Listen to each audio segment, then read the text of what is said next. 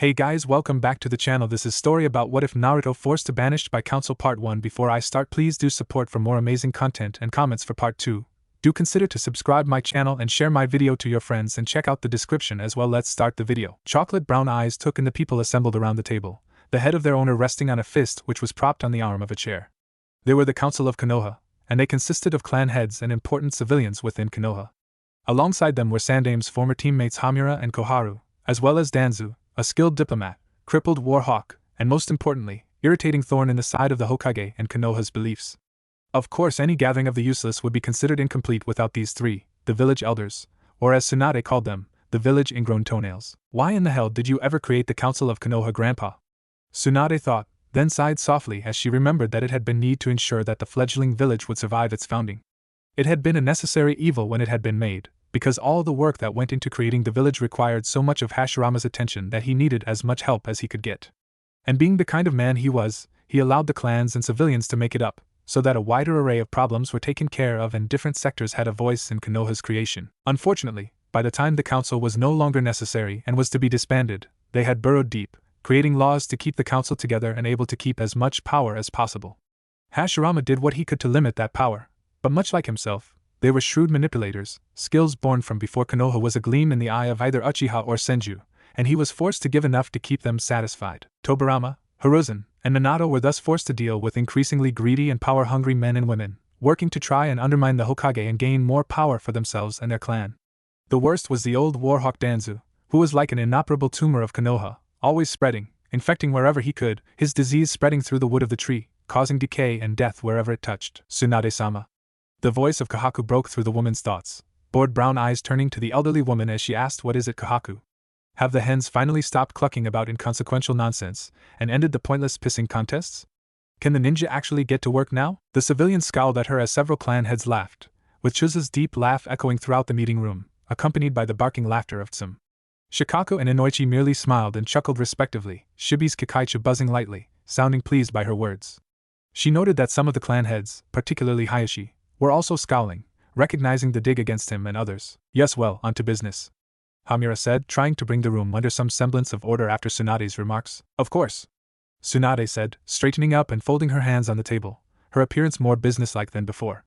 Nodding to the Godame Hokage, Kahaku picked up a small stack of papers and began going through them. She knew that she had to be careful with how they went about this, since their plan was treading on thin ice with the Hokage. But not going through with it would bring an angry Uchiha Itachi down upon herself, Danzo, and Hamura for the events surrounding the Uchiha massacre. And Konoha, despite its strength, could not keep him from getting his vengeance upon them. So it was in their best interest to appease the man before he comes after them. Adjusting her reading glasses, she looked at the first piece of paperwork and spoke aloud. "Our first order of business deals with the proposal of a man wishing to start a new, shinobi-only bookstore." Due to years of experience, Tsunade managed to keep the appearance of attentiveness as the council went over the business for the day. Most of it was civilian matters or trivial ninja matters, mostly involving personal complaints and grievances, which rested under the council's jurisdiction. Thus, she was able to allow her mind to drift without worry, only having to appear attentive. And this was something she was incredibly skilled at, having been a high-ranking shinobi for years before her self-imposed exile. And even then, she was able to get plenty of practice while listening to her assistant and apprentice Shizen fret and worry over their financial matters. As various orders of business were passed around for the council to discuss, the Godame Hokage's mind drifted to the blonde who had first convinced her to return to the village in the first place, Uzumaki Naruto. Despite initial distaste for the blonde, he had managed to break through the barrier surrounding her heart, allowing her to finally trust and care for another again. Looking at him, she saw the indomitable spirit and heart of her lover Dan and little brother Nawaki in him, the will of fire, if you will. Lately, she had often found herself wondering should either have had lived, would she have nephew or son like him? Smiling internally, she realized that if she'd had a son, he would indeed be like the energetic, ramen-addicted boy she cared for. Even his nickname for her, Bachan, was growing on her, and increasingly she was seeing the young shinobi as a grandson, much like Sarutobi-sensei had before her. It seemed that, given a chance, the boy could bring the best out of you and make you love him in spite of yourself. Pardon of Uchiha Sasuke. Tsunade was forced from her thoughts at hearing those words, eyes turning to Kahaku as the council erupted. The civilians were cheering for such a thing to happen, while most of the ninja were enraged at the thought of pardoning a traitor. "Enough!" Tsunade barked, and at once the room went deathly quiet. Tsunade might be considered a gambling lush, but she was still Hokage, and still had the strength to crush skulls like most people crush roaches beneath their shoe. And such strength was respected by civilian and ninja, no matter who wielded it. Now, why may I ask, are we even considering pardoning a traitor to Konoha, one who planned to run to Orochimaru, the murderer of the Sandaime Hokage, and whose defection caused severe injury to 6 loyal ninja? Tsunade asked, and Kahaku knew that the emphasis on the word loyal was no accident. Well, Hokage-sama, it seems that there were extenuating circumstances involving the cursed seal he had received from Orochimaru, and its effects on him, Kahaku said, treading carefully over the subject. Such as? Tsunade asked. Her tone was low and calm, but she was giving off the aura of a predator stalking its unwary prey, crouched and ready to pounce at the opportune moment. Well, exams of both seal and child have shown that its effects on his body and mental state are quite pronounced, Kahaku said, and Tsunade raised an eyebrow as she replied, I'd heard that it had been effectively sealed by the boy's Jounin sensei not a couple days after he had received it. From my understanding, it takes longer than that for pronounced effects to be had. Oh, of course, Hokage-sama, Kahaku agreed, and Tsunade nodded as she continued, and that the seal placed by one Hatake Kakashi was based around the willpower of the person the seal was on. Which means that for the seal Orochimaru gave him to have affected the boy at all, much like it did during his battle against Genin Uzumaki Naruto at the Valley of the End, then he must be weak-willed. Something a shinobi should not be. However, his contact with one Uchiha Itachi in Tanzaka town had negative effects on the mind of the boy, and weakened his will enough for the seal to take advantage, Kahaku said, and Tsunade retorted, but Uchiha Sasuke should not have been in Tanzaka town in the first place to meet up with his brother, since he had no permission to leave the village at that time. He left of his own free will to locate and confront Uchiha Itachi, an act most would consider suicidal at best. The fact the child got away with but a broken arm and placed under the Tsukiyomi is a miracle. Of course, Hokage-sama, that has been taken into account. And while we wish to pardon Uchiha Sasuke, we also want to revoke his rights and privileges as a shinobi, leaving him a civilian. We will also have a tracking seal placed on him to ensure he does not attempt to defect to Orochimaru again, Kahaku said, and Tsunade studied the elderly woman as she asked, why do you care so much for one genin? Because, Hokage-sama, Danzo took over for Kahaku, and Tsunade's predatory brown eyes turned to him as he explained, the Uchiha's Sharingan is too valuable for us to lose, and having him locked away will cause such a resource to be lost forever. I believe that would be no great loss, Hiashi stated, and Danzo turned to the Hyuga head as he said, you would believe that, Hiashi-sama. The feud between the Hyuga and the Uchiha clans is well recorded both before and after the creation of the village. However, just because you believe that, does not make it true. I do. All it does is create arrogant and untrustworthy shinobi, who believe their personal wants deserve to be placed above the good of the village. A belief that is not tempered by the civilians, nor unfortunately by the previous Hokage, as his actions at the last Chunin exam showed, Inoichi said, and Danzo looked toward the blonde man as he asked, how do you mean, Inoichi-sama? I mean that the Uchiha was allowed to be over an hour late, something that must not be tolerated, and most certainly would not have been if it had been Shikamaru-kun, Gara-san, or especially Uzumaki-san, Inoichi said, and the civilian council let their thoughts be vocally known about the Uzumaki boy, which allowed the village elders a temporary smirk at their reaction. Quiet! Tsunade yelled, and looked toward the elders as she asked, so, you wish for Uchiha Sasuke to be rendered a civilian of Konoha, with a tracking seal placed on him to make sure he doesn't attempt to escape again, so he can reproduce and give us more little Uchihas? At seeing their nods, she sighed, and closing her eyes she said, very well. Despite my best judgment, I shall allow it only on the condition that he submits to proper psychological evaluation, then receives the emotional and psychological help he needed but was denied after the Uchiha massacre. Also, I want Jiraiya to properly seal that horrid cursed mark, and to seal off all his chakra but that which his body requires to survive, so that he will offer less of a threat to others. They nodded in agreement with this, and Danzo said, now, about the QB child. The killing intent radiating off the Hokage caused the civilians to begin gasping as they found themselves short of breath, and even the shinobi were sweating slightly. Danzo felt an uncomfortable tightness in his chest from it, and a chill ran down his spine, not unlike someone was dancing on his grave, as he heard the female Hokage ask, what about Uzumaki Naruto? According to ANBU reports from the Valley of the End, there was a large amount of the QB's chakra permeating the area shortly after the battle, Danzo said, a low murmur beginning to sound from the civilians. A necessary evil for Uzumaki Naruto to combat the curse mark wielded by Uchiha Sasuke. It was no accident, nor was it a sign of the seal weakening, Danzo. It was a defense mechanism placed there by the Yondaime Hokage in case of emergencies to protect Naruto and ensure his continued existence, as well as ensure the QB does not escape upon his death. Tsunade retorted, and Danzo asked, how can we be so sure of that? Because the Yondaime wrote that down himself within the scroll bearing the Shiki Fuin, and has been supported by his teacher, Jiraiya. If we cannot trust the work of two of the greatest seal masters to ever exist, then who shall we trust? Hamura and Kahaku? Or maybe you and your root? Tsunade asked, and Danzo scowled as he said, you know that root was disbanded by the foolish Sandaime Hokage years. Bullshit, Danzo. Noon honestly believes that, especially not the Jounin who see Anbu and Konoha bearing the Ni kanji upon their mask. Tsunade replied, and Danzo's scowl deepened as he said, "We are not here to discuss a defunct organization, Tsunade-sama. We are here to discuss Uzumaki Naruto, and the danger he presents to Konoha, which we both know is none, Danzo." As stated before, the seal placed on Naruto was a collaboration of both Jiraiya and Namake's Minato, two of the greatest seal masters to ever exist.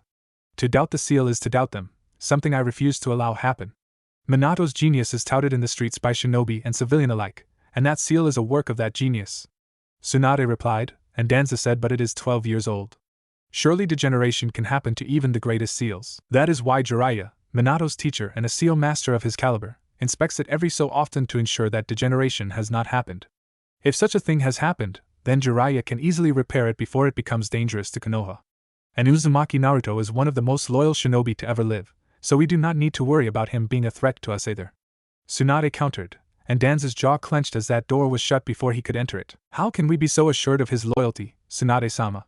one of the civilians asked, and Tsunade said, "Because he has never once shown any sign of betraying Konoha, unlike Uchiha Sasuke.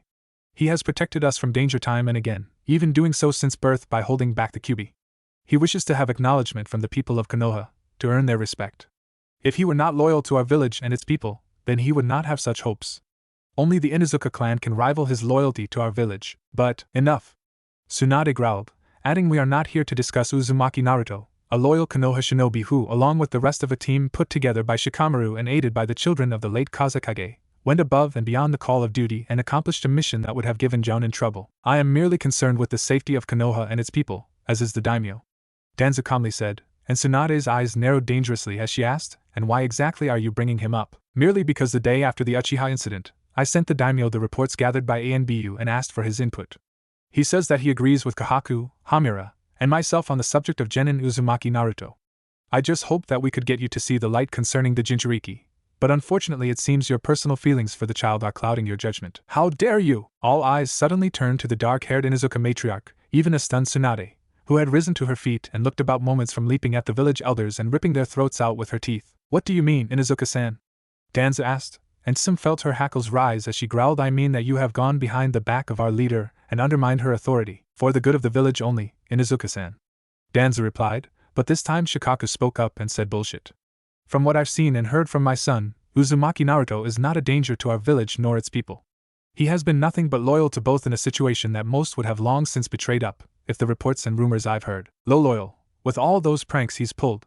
a civilian asked, and Shibi answered. "Observation by both myself and my clan seemed to indicate that those pranks were merely a cry for attention in an environment where he was all but denied acknowledgement of any form. For a child in their most formulative stage of life, such acts are normally seen as cruel to the point of emotional abuse, but it seems they were overlooked in his case. The fact he only pulled harmless jokes upon the people who denied him his very right to exist speaks highly of his mental and emotional fortitude." "That is but your sympathetic opinion, Aburame-san," Kahaku said, then continued, "However, it seems that the daimyo isn't quite willing to take complete control from the Hokage and council. He has agreed to endorse whatever decision the council reaches. But seeing as we are not completely heartless, we won't ask for execution." "How very generous of you," Tsunade growled, and Hamura asked, "All those in favor of the banishment of Genin Uzumaki Naruto from the ranks of Konohagakure?" Tsunade felt her heart drop and her skin pale as the entire civilian half of the council, the village elders, Hiashi, and 2 of the minor clans raised their hands. That right there sealed the innocent blonde's fate. "And all those against?" Tsunade raised her hand, as did Shibi, Shikaku, Inoichi, Tsum, Chuza, and the remaining minor clan. Forcing herself to hide her pleased smile, Kahaku pushed herself onto her feet and said, "By a vote of 13 to 7, the council, with the full backing of the daimyo of Hai no Kuni, do hereby banish Genin Uzumaki Naruto. He is to be outside the walls of Konohagakure no Sato within the next 72 hours, or he will be considered a threat to the village and executed as one. With this vote, the business of the council is finished for the day, and are excused," Danzo said as he rose himself. The civilian side of the council, along with Hiashi and the 2 minor clans, all rose as one, a feeling of pride swelling in their chests from ridding the village of Konohagakure of the Kyuubi child. As they marched out, Kahaku, Hamura, and Danzo sent the Godame Hokage a smug look that clearly sent the message, "We run things around here now," before exiting themselves. "I am sorry for this, Hokage-sama. Uzumaki Naruto was a loyal nin of Konoha, and it is a shame to lose one so loyal for a traitor," Shibi said as he rose to his feet. Similar sentiments were given by the Ino Shikacho trio and the minor clan head before they exited, leaving Tsunade and Tsum alone. Looking to the despondent Tsunade, Tsum sighed as she said, "I'm sorry for this, Hokage-sama. I must say that I've grown rather fond of the blonde pup, and the tale of how he defeated Kiba in the prelims of the Chunin exam caused me to damn near wet myself with laughter. Looking to the table, some asked what are you going to do about him. After several moments of silence from their leader, some turned to ask what was wrong, but stopped as she saw the look on the blonde Hokage's face. It was similar to the one the Sandaime used to get when he was planning to be devious, especially when he knew it would twist the panties of people who thought they'd gotten one over on him. A shiver shot up the Inuzuka head's spine, and she had a feeling that whatever was about to happen would shake the village to the core. Yes, Hokage-sama? Are you pondering what I'm pondering? Some slowly matched the woman's smile, and said I believe so, Hokage-sama. And if I indeed am, then all I can say is I want in. Looking at the Inuzuka head, Tsunade's smile grew as she said good, Sum-chan. Now, all we need is Shizen, and our plan can begin. Once again the shiver shot up her spine, and somehow Tsum knew that this was going to be something that will be remembered for generations to come. In a clean white hospital room, Naruto laid on his belly wrapped in bandages, arms splayed over the bed's railings as he snored softly, drool pooling beside his face. Blankets laid on the floor at the foot of the bed, kicked there during the night, while the blonde twisted and turned to get comfortable. Next to the bed stood Sakura, who looked rather uncomfortable at the state her friend was in. Naruto, Sakura said softly, gently prodding his shoulder. In response, the blonde grumbled something in gibberish, and waved his arm weakly in an attempt to get her to leave. Naruto, Sakura spoke slightly louder with a more firm prod, her former discomfort being replaced by annoyance with Naruto's obvious deep sleep. A more annoyed grumble of gibberish, and another wave of his arm was his response. Naruto, Sakura said and jabbed his shoulder, her discomfort all but replaced by annoyance now. And in response the blonde grumbled the barely intelligible na Karachan, Esipin. Akater, as his arm waved again. Sakura sighed and gently patted Naruto's bandaged head, her frown finding itself replaced by a soft smile as she said alright then. I'll go see if Sasuke-kun is up to having visitors yet. Turning to leave Naruto to his well-deserved sleep, she looked back at his prone form and said by the way thank you Naruto. Leaving the room, she sighed as she leaned back on the door and thought what's this feeling in my stomach? It kind of feels like what I feel for Sasuke-kun, but not quite. Maybe it's gratitude to Naruto for bringing back Sasuke-kun. Or maybe it's what you would feel for a brother. Yeah, that's it. Or maybe it's because you want to go back there and ride that sexy blonde like you stole him, came the unwanted opinion of inner Sakura, causing the pinkette's eyes to widen in shock, a bright blush adorning her cheeks as she quickly thought shut up. It's not that at all. He's a dear friend and nothing else. Yeah, you keep telling yourself that, but we both know the truth. You're tired of the cold, distant disdain of the Uchiha and want a man who'll make you feel like a lady like the previously mentioned sexy blonde. Sasuke's not like that. He's Sakura began, but the voice broke in and said I know. He's actually a kind, caring person under that tough exterior. I'm beginning to doubt that even Tsunade-sama's strength could break through that exterior, if it is just an exterior. You keep chasing him like a beaten puppy looking for table scraps. Meanwhile you've got a 7-course meal of a blonde who all but worships you. And if you're not careful, he's gonna get snapped up by someone else, like maybe Hinata. You know, from what we've seen during our trips to the hot springs, Hinata's not bad looking. Sexy even. I bet we could really make her squirm, began inner Sakura, but the pinkette's eyes widened in horror as she thought no way. I am not that way. She purposely ignored the disagreement from her inner self as she quickly walked away from Naruto's room. She was so deep in her own thoughts that she almost crashed into someone walking down the hall. Excuse me, Sakura muttered, and a soft voice replied it's okay, Sakura-san. Hinata? What are you doing here? Sakura asked as she looked to the other person, and saw the familiar form of the midnight-haired Hyuga heiress, holding a vase of flowers close to her chest. Her argument with her inner self came to the forefront of her mind, and she felt a light blush adorn her cheeks. I was visiting Kiba-kun, Niji and Ai-san, Shikamaru-san, and Chuji-san. I was just coming to see Naruto-kun. She replied softly, stuttering heavily as she told the blonde's teammate her last stop. Oh? Sakura said, adding he's asleep right now. That's okay. I wasn't going to be long anyways, Hinata replied, and Sakura noticed the vase of flowers in the Hyuga's arms, and a delicate eyebrow rose as she asked are those for Naruto? This simple question caused Hinata's face to turn a dark red as she nodded, looking down at the tiled floor. Giving the midnight-haired girl a reassuring smile, the pinkette said I'm sure he'll love them. Hinata merely gave another small nod and continued down the hall toward Naruto's room. Turning to watch the girl walk down the hallway, Sakura's green eyes found their way to her shapely backside. Realizing where she was looking, Sakura quickly turned, her face a deep shade of red, gritting her teeth, arms crossed over her chest. What the hell was that? Sakura thought, shaking her head to get the image of Hinata's backside out of her mind, and in the back of her mind she heard her inner self smugly say told you so. Shut up, forehead. There you are. I've been looking everywhere for you. Turning, Sakura blinked at the distraught look on her friend's face as the light blonde stopped before her, eyebrows rising as she asked why you've been looking for me, Ino pig? You mean you haven't heard? Ino asked, and Sakura shook her head.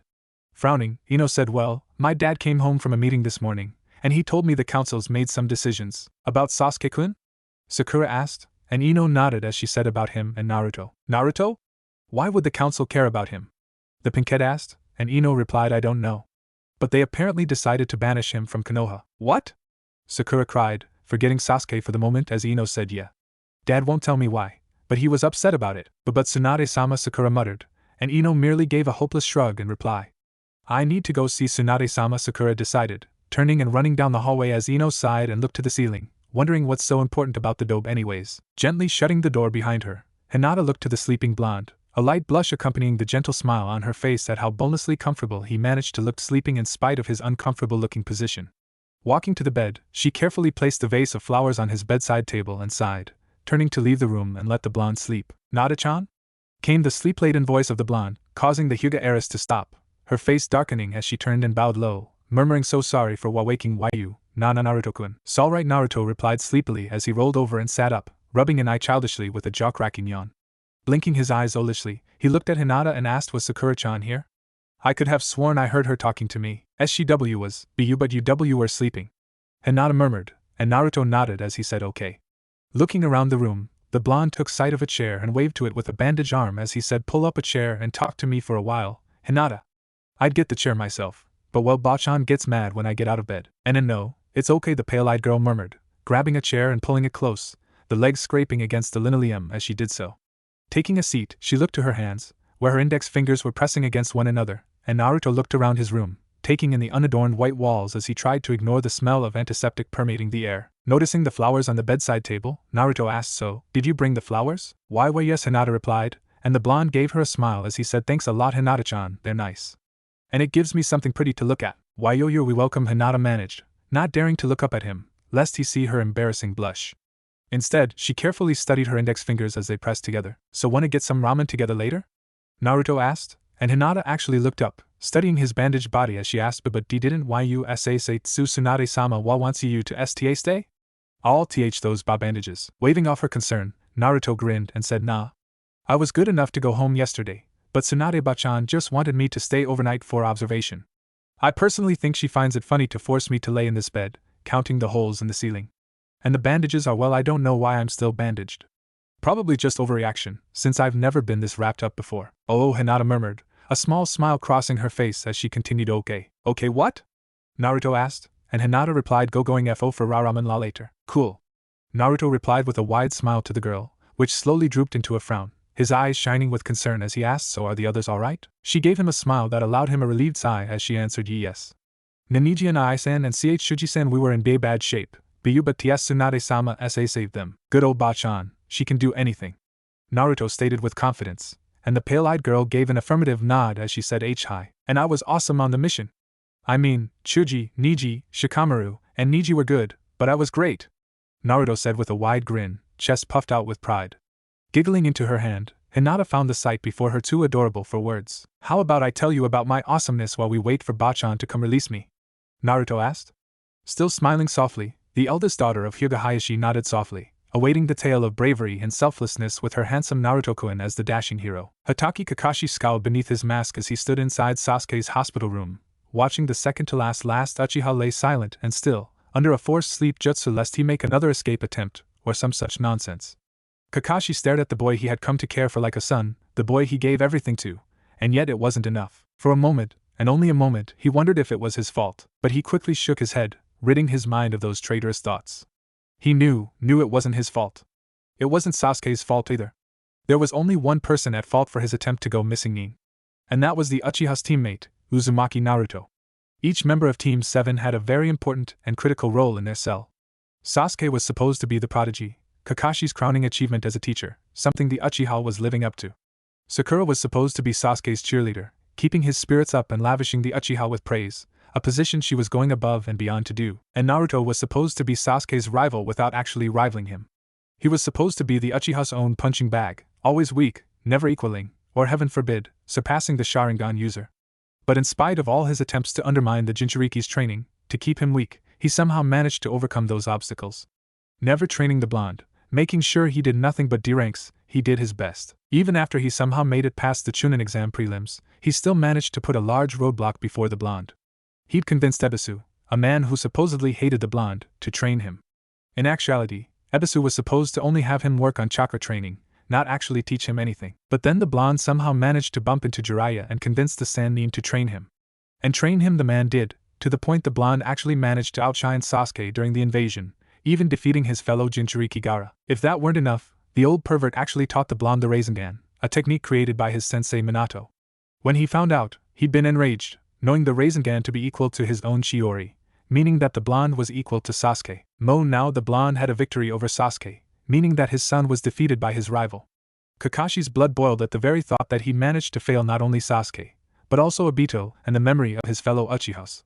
And furthermore, that bitch of a Hokage had stripped Sasuke of his shinobi rank, resigning the last Uchiha, his son, to the existence of a civilian. How dare she? Reaching out, he gently stroked Sasuke's hair as he said, "Don't worry, Sasuke. The council will fix this, and I'll be training you again soon." Shizen looked up from the rolled-up scroll that held several official orders from the Godame Hokage and looked at the buxom blonde with concern as she asked, "Are you sure this is a good idea, Tsunade-sama? I mean, won't this enrage the council and village elders?" A bark of a laugh sounded from the third woman in the room as some answered, "Of course it's going to enrage them. That's the entire point. They're trying to push the Hokage around and bring her to heel like she's their show bitch, and using the pup as a show of power. This is merely to show those bastards that Tsunade isn't just Hokage, she's the alpha and they're subordinate to her, not the other way around. You fuck with her, and she'll prove her alpha status." "Couldn't have put it better myself, Tsunade said with a smile. "I live to serve the alpha of my pack even if no one else will, Hokage-sama," said as she leaned back in her seat, Shizen sighing as she said, "I wish I could be so confident, Tsunade-sama." "Don't worry about it, Shizen. If it gets too bad, you can claim ignorance and following the orders of your leader. People have been forgiven of worse crimes under that excuse," Tsunade said as she patted the youngest of the trio comfortingly on the arm. "I know, I just wish there was another way," Shizen replied, and Tsunade answered, "I do too. But those bastards were smart, believing they've won one over me. They know I care for the blonde, and see banishing Naruto from Konoha as a sign of their power over me, possibly bringing me to heel as their own figurehead in a puppet government, and it might have worked too. Except they forgot one thing." "And what is that?" Shizen asked, and Tsunade's smile grew wider as she said that "I'm not afraid to pack up and leave their bullshit politicking in the dust. If they want to play these games, then we'll play their games.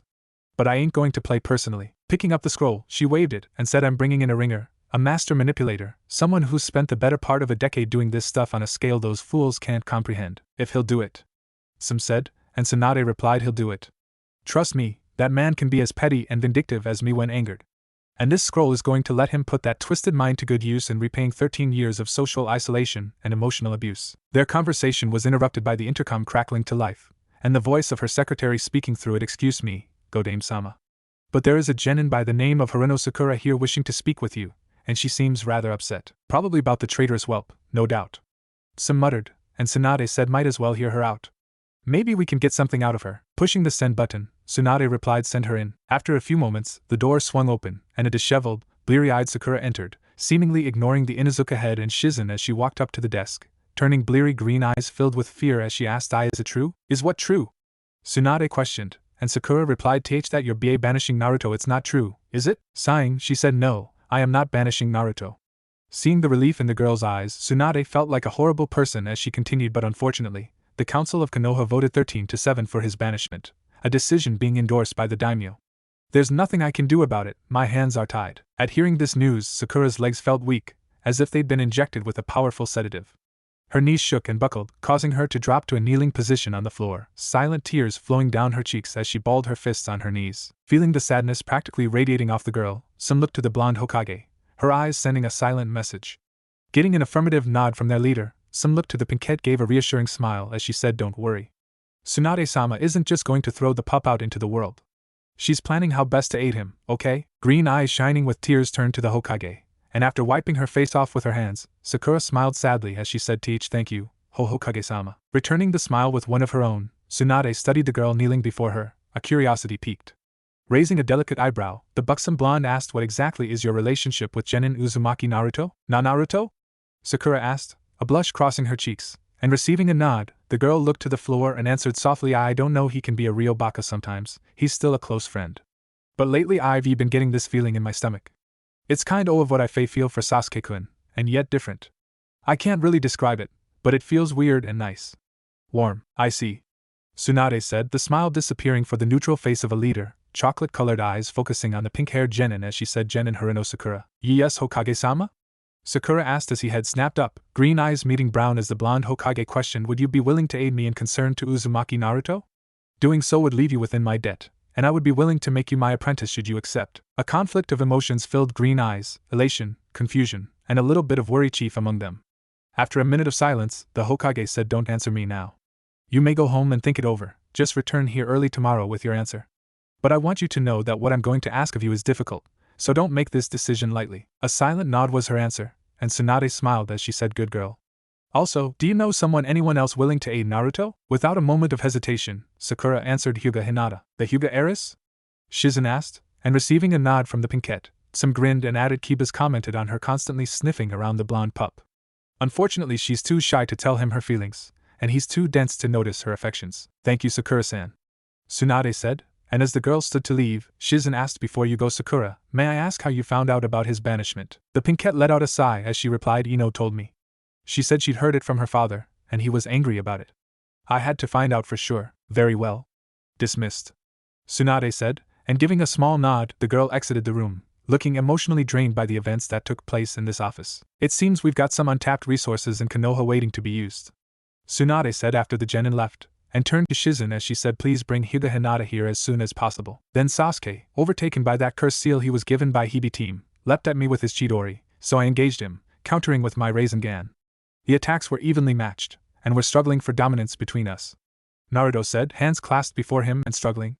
Hinata giggled softly at the look of intense concentration on the blonde's face as he seemed totally committed to not only telling his lone audience member the tale, but pantomiming it properly so she wasn't bored. It looked bad for me, but the team didn't notice the clone I'd created earlier suddenly leap at him from behind, and take hold of his monster wings and pull them back.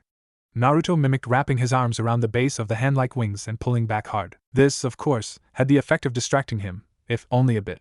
And since he needed his full concentration to battle my Rasengan, that small break in it was all I needed. My Rasengan pushed through, breaking the Chidori and striking him in the chest. I pulled back slightly, of course, since I didn't want to kill him, but what I hit him with was enough to send him flying into the valley wall, then hit the ground unconscious. Naruto, miming pushing through some defense, threw himself back onto his bed, arms flailing. Unfortunately, that battle was tough, so it was all I could do not to pass out until I was safely back on the ground. But I passed out happy, because I was victor. Then I woke up in the hospital with Ba-chan and Shizen-chan fretting over me. And that is the tale of how I managed to bring back Sasuke. Naruto finished with his brilliant smile, Hinata clapping his exhilarating tail. That was very exciting, na Naruto-kun. Hinata murmured, and the blonde rubbed the back of his head sheepishly as he said thanks Hinata-chan. A knock sounded at the door, and it opened as Shizen walked in with a strained smile to the blonde, who returned the smile as he said, hey Shizen-chan. What you doing here? I was looking for Hinata because Tsunade-sama wishes to speak with her, and figured she was visiting you.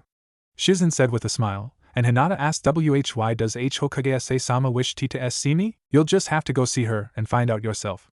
Shizen said with a teasing tone, and Hinata nodded, turning to Naruto as she said by na Naruto-kun. By Hinata-chan.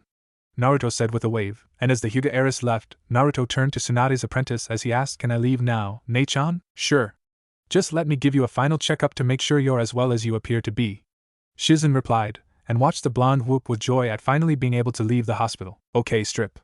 Shizen commanded, and her smile grew as she mentally counted down until the eventual sudden stop of the Naruto dance of joy. The blonde whirled on her with a speed rarely seen outside of those not clad in green spandex, eyes wide and jaw hanging. What? Shizen covered her mouth with a hand to hide her giggle as she said, this is going to be a complete checkup, Naruto. That means you have to lose all your clothes so I can do it properly. The blonde's jaw snapped shut, his face turning a shade of red that would put tomatoes to shame, and backed away, pointing at her and cried, Ero-ne-chan. Shizen had to fight hard not to burst into laughter as she said, well, if you feel that way, I could get Enko to do it. Of course, I need to get you to sign a few forms first. For what? Naruto asked, and Shizen answered, boring legal stuff mostly. They're only to ensure that I and the hospital are absolved of any legal consequences for what might happen during the medical exam. Why? What could happen?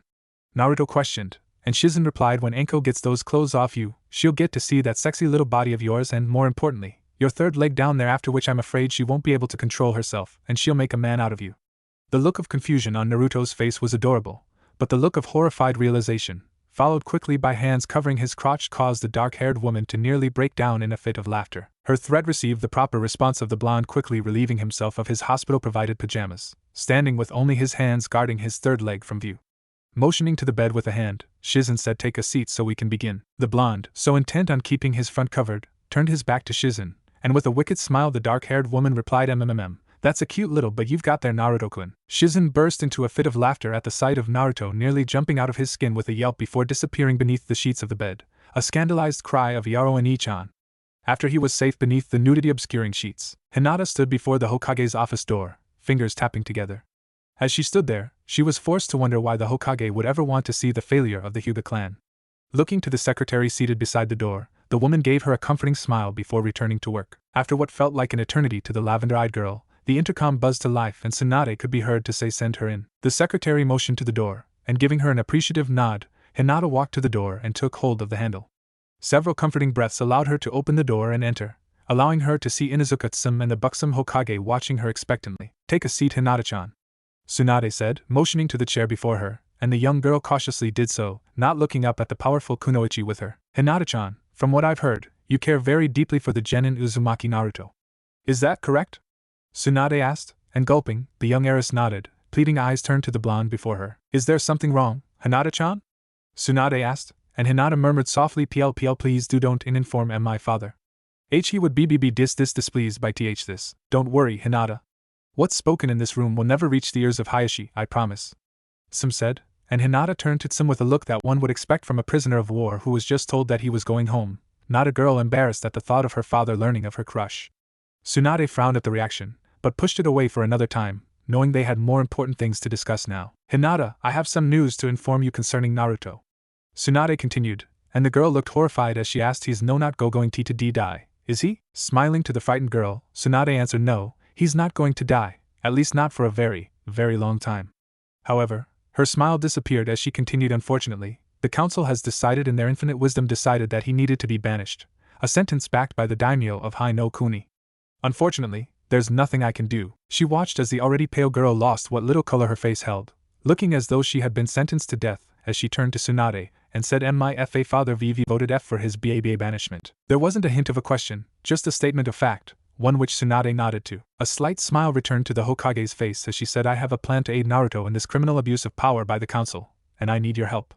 Let me warn you, what I'm going to ask of you is difficult, and will require much from you, but I have full faith in your ability to help me. Also know that if you agree to do this for me, I will be in your debt, and I would make you my apprentice." Sitting in silence for several long moments, Hinata looked to the female Hokage and asked, "What do you need of me?" "This has nothing to do with debt or the apprenticeship, does it?" Tsum asked, though it wasn't a question. Seeing the midnight-haired girl nod, Tsum smiled as Tsunade said, "Return here tomorrow morning to learn of your mission." Watching the pale-eyed girl leave, Tsunade turned to the last person in the room and asked, "Now, I've been curious about this since yesterday, and I must know, why are you doing this?" "Doing what?" Tsum asked, and Tsunade replied, "Don't play dumb with me. Why are you doing so much to aid me in concerns to Uzumaki Naruto? I know you said you were fond of him, and he makes you laugh, but that doesn't cause someone to do so much for a person.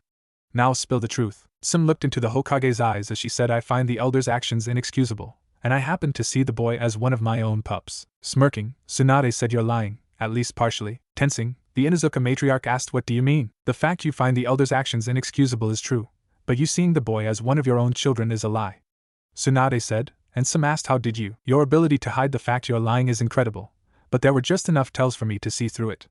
And had I not been a medic nin most of my life, even I might have missed them. Now tell me the truth," Tsunade answered, and Tsum looked at her leader silently, studying the woman and sizing her up. Finally, she slumped back in her chair with a sigh as she said, "Okay.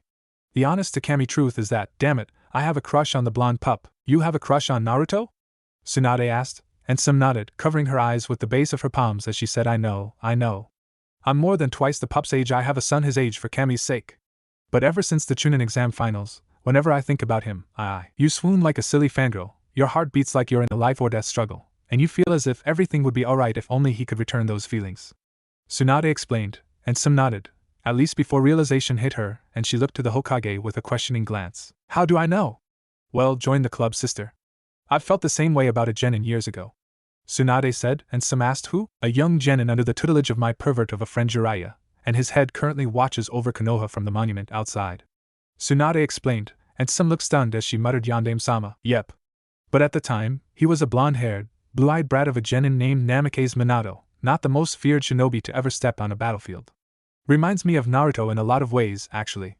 Tsunade said, eyes taking a faraway quality as she thought of the blonde young blonde. It's sick, isn't it? Some asked, and Tsunade shook her head as she said not at all. But he's 13, some began, but Tsunade replied, and he's a shinobi of Konoha. The moment he placed that Hittite on his forehead, he became an adult.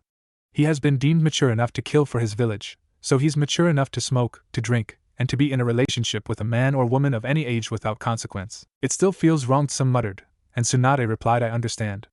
But if anyone is mature enough to handle a relationship, it's him. Blinking, some asked, have you met the pup? Of course. But that is his personality, a result of social isolation and his attempts to receive any attention from people trying to deny his very existence. According to records, he has lived on his own since the age of 6, and to not only survive, but thrive like that requires a level of maturity not seen in many adults. Tsunade explained, and some eyed the Hokage as she said, you sure are striving hard to bring this about, Tsunade-sama. Leaning on her desk, Tsunade sighed as she said, honestly, that blonde brat has undeservedly suffered a lot in his short life. Far too much, in my opinion. After what he's been through, he deserves to be happy, and more importantly, loved. But Hinata-san began. Tsunade, however, stopped her, as she said, I'm not saying he has to love only one person. Far from it, actually. He has shown a surprising amount of compassion for those around him, and if anyone can love more than one woman, it's him. In fact, I'm certain he can. Chocolate eyes locked with slitted pupils as Tsunade said, just don't close off a chance at finding love again so quickly. Please. Some stared into brown eyes filled with pain and long-lost chances, and heard the need to help her avoid the horrible fate of being lonely, bitter, and trying to find comfort in vices, one the blonde suffered for so long before being saved by Naruto. Sighing, some nodded and said, I won't, Hokage-sama. Sitting back, relief shone in Tsunade's eyes as she said, that's all I asked, some. Naruto glared at the smirking Shizen as he finished strapping on his sandals with a mutter of Ero-ne-chan. What she'd done to him was embarrassing, and felt more like something that belonged in Ero-senin's novels instead of being performed by a medic, especially his ne-chan. Alright Naruto, you're in perfect health, Shizen said, and Naruto scoffed as he stood, saying, I could have told you that. Now Naruto-kun, don't be like that. I and Tsunade-sama just want to make sure you're okay. In spite of how she sometimes acts, Tsunade-sama worries about you as much as I do, Shizen said. Hearing that, the blonde's anger left, and he deflated as he muttered, sorry ne-chan. It's alright, Naruto-kun. Now get out of here, this hospital room is needed for sick and injured people, Shizen said, and Naruto beamed at her before suddenly giving her a tight hug. Watching the blonde dash from the room, Shizen felt her cheeks darken as a smile crossed her face. She had a bet with Anko to win. Practically exploding out of the hospital doors and into the bright sunny day, Naruto turned in a small circle, arms spread wide, face skyward, and eyes closed as he soaked up the comforting warmth of the sun. The cool breeze brought the blonde a symphony of different scents filling Konoha, which was practically heaven for the blonde's nose after the stale sterility of the hospital. Taking a deep breath, Naruto sighed contentedly as he walked toward his home away from home within the walls of Konoha, the humble shrine dedicated to worship of the greatest of all foods, one given by Kami herself to prove that people were indeed loved. Ichiraku's ramen shop. Naruto found an extra skip in his step at finally being out of the hospital, free to eat his beloved ramen and not worry about Tsunade and Shizen practically smothering him. But even though he would never admit it to them even on pain of death, he found he enjoyed their concern about his safety.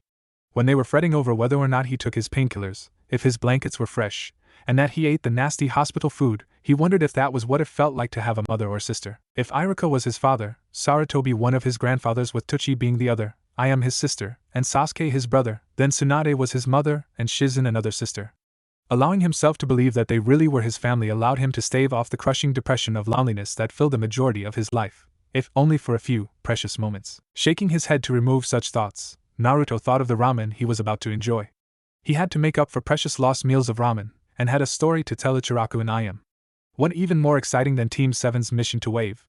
As he walked, he smiled to the people around him, purposefully ignoring the hidden glares and looks of disgust from the people around him. Naruto? The blonde stopped and turned to see Ino standing there, watching him carefully. Giving the pale blonde a bright smile, Naruto said, Hey Ino-chan, I was just going to get me some ramen to wash away the nasty taste of hospital food. Want to come with me? The pale blonde stood silent for a few moments before giving a weak smile as she said sure. Walking side by side with Naruto, Ino wondered why the blonde was taking his banishment so well, when it suddenly hit her. He didn't know. Here he was, in blissful ignorance of his fate, something he didn't deserve.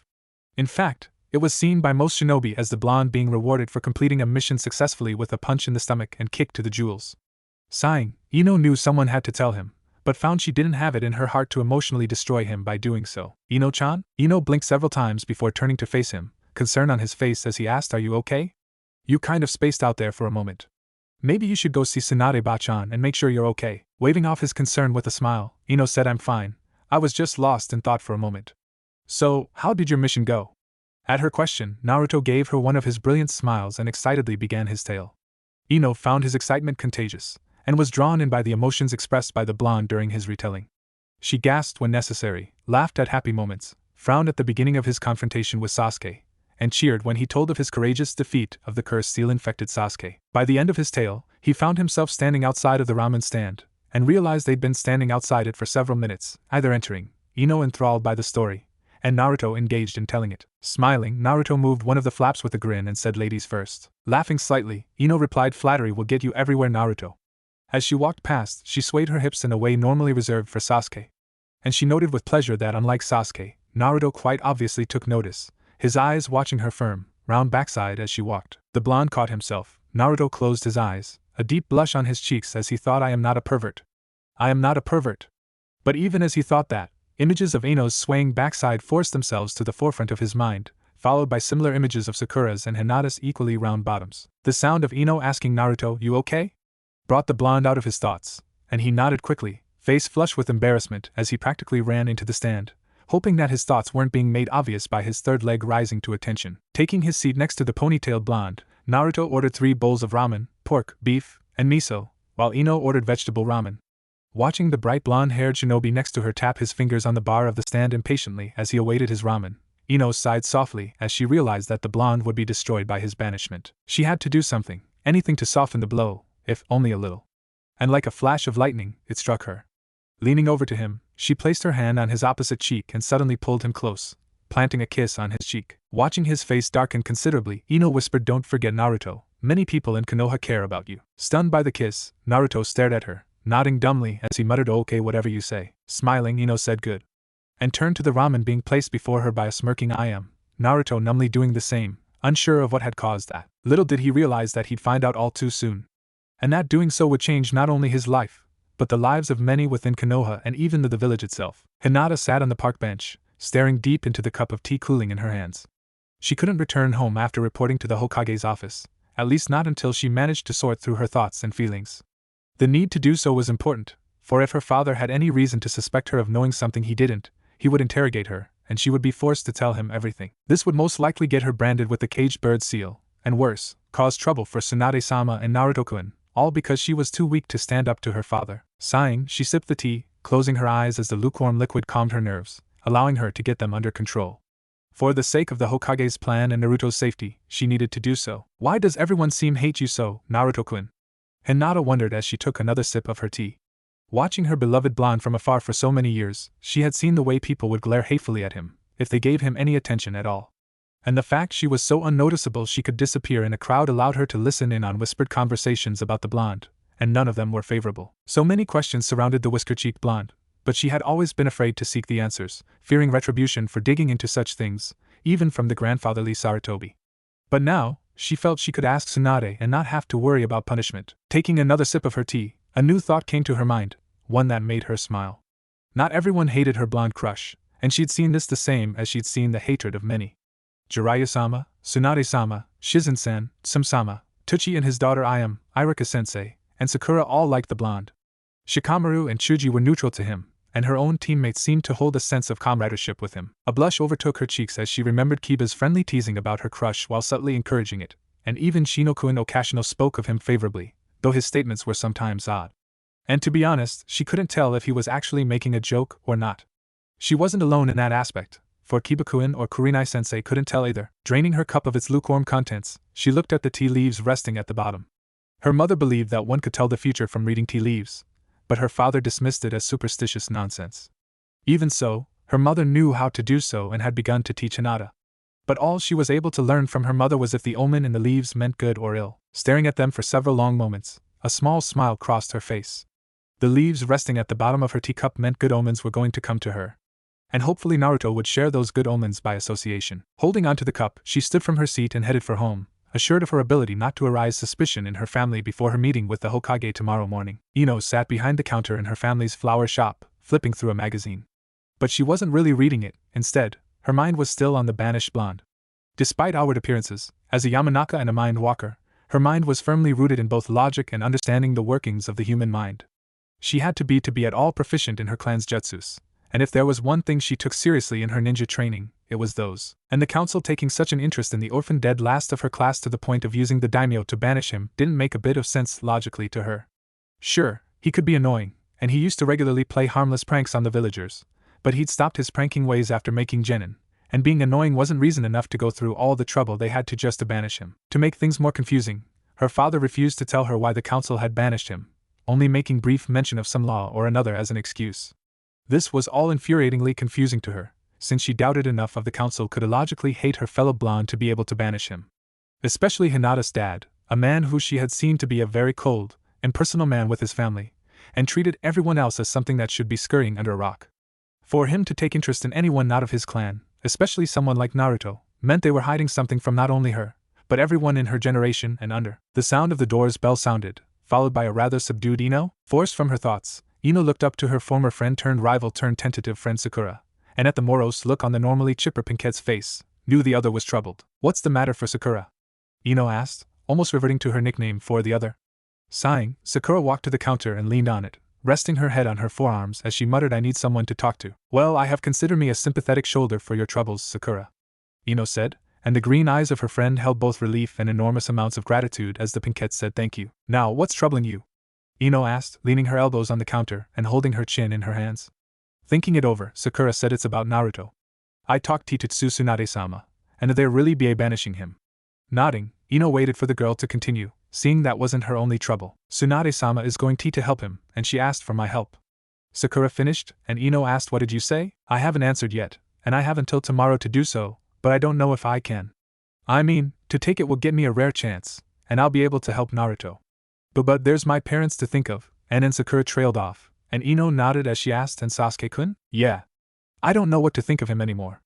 I offered him love, friendship, and everything I could, but he," Sakura replied, and Ino said, "He balled it up like so much trash and threw it back in your face. Not only that, he also tried to betray Konoha to one of our greatest enemies and almost murdered Naruto.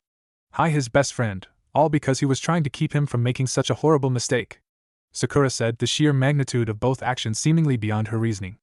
Ino nodded in agreement, knowing that even though they weren't exactly best friends anymore, the thought of one trying to kill the other sent a cold chill down their spine. "And then there's what Kakashi said?" Sakura said, and noting the way Sakura spoke Kakashi's name as if it were some vile venom, Ino asked what happened with him. "Well, I went to speak to him about Naruto and Sasuke, but the bastard didn't even care that Naruto was being banished. In fact, he even seemed happy that one of his students was going to be exiled from Konoha, acting as if it were somehow Naruto's fault for Sasuke's actions and punishment." Sakura said, face flushed with anger, and Ino paled at the thought of a sensei acting that way. While a lazy, unmotivated bastard, Asuma did care about his students in his own unique way, and should anything like this happen to one of them, he would bring the wrath of Kami down on the heads of those responsible like an avenging, cigarette-smoking demon. "No," Ino muttered in disbelief, and Sakura nodded, her scowl deepening as she said, "Then there was the way he spoke of Tsunade-sama. And worse of all, his tone implied I would blindly agree with him because it involved Sasuke. Like I didn't expect Sasuke-kun to be punished in some way for almost defecting to Orochimaru. How shallow does he think I am?" "Sakura, you probably were that shallow once," Ino said, stressing the word once, and Sakura stared at the pale blonde in momentary disbelief before understanding flooded her. "Yeah, I was a shallow bitch, wasn't I?" Sakura asked, and Ino gave a single nod before smiling and saying, "But you're not anymore. You've grown and matured a lot during your shinobi career. All of us have, even Naruto. It's just too bad that your sensei has his head shoved too far up his own ass to see that." "Thanks," Sakura said with a grateful nod, and Ino looked to her friend as she asked, "What are you gonna do about Tsunade's offer?" "I don't know," Sakura replied, and Ino said, "Well, whatever you decide to do, Sakura, just know that I and the rest of your friends will stand behind you all the way no matter what, same as Naruto." Looking up at her blonde friend, Sakura stared at her for several seconds before an impulsive thought overcame her. And before she had time to realize what she was doing, she did it. She leaned over the counter and gave Ino a brief kiss on the lips. Breaking from the blonde, the Pinkette's eyes widened in shock, which was followed by those of her friend. The duo stared at each other for a few uncomfortable seconds before Sakura turned and bolted out the door, an embarrassed blush adorning her cheeks. Watching her friend leave out the door, Ino raised a hand to her lips, a mild pink dusting her own cheeks as she felt her still tingling lips, all new questions buzzing around in her head. Walking past the cadet branch guards with a small, polite nod, Hinata entered the Hyuga estates, head downturned, not really looking at those around her. It was all too normal for her, so Noon, who saw her, thought too much of her posture, believing it to be the shame of being so weak and such a disgrace to the prestigious Hyuga clan weighing down her head. Her path was well worn by her feet, so she quickly found herself standing before her door without even really thinking about it. Entering the room, she activated the seals that protected her room from being spied into by the Byakugan. This was a luxury only afforded to the main branch, for which she was glad as she stopped beside her futon. Taking a deep breath, she carefully removed a couple of floorboards and looked into the secret compartment.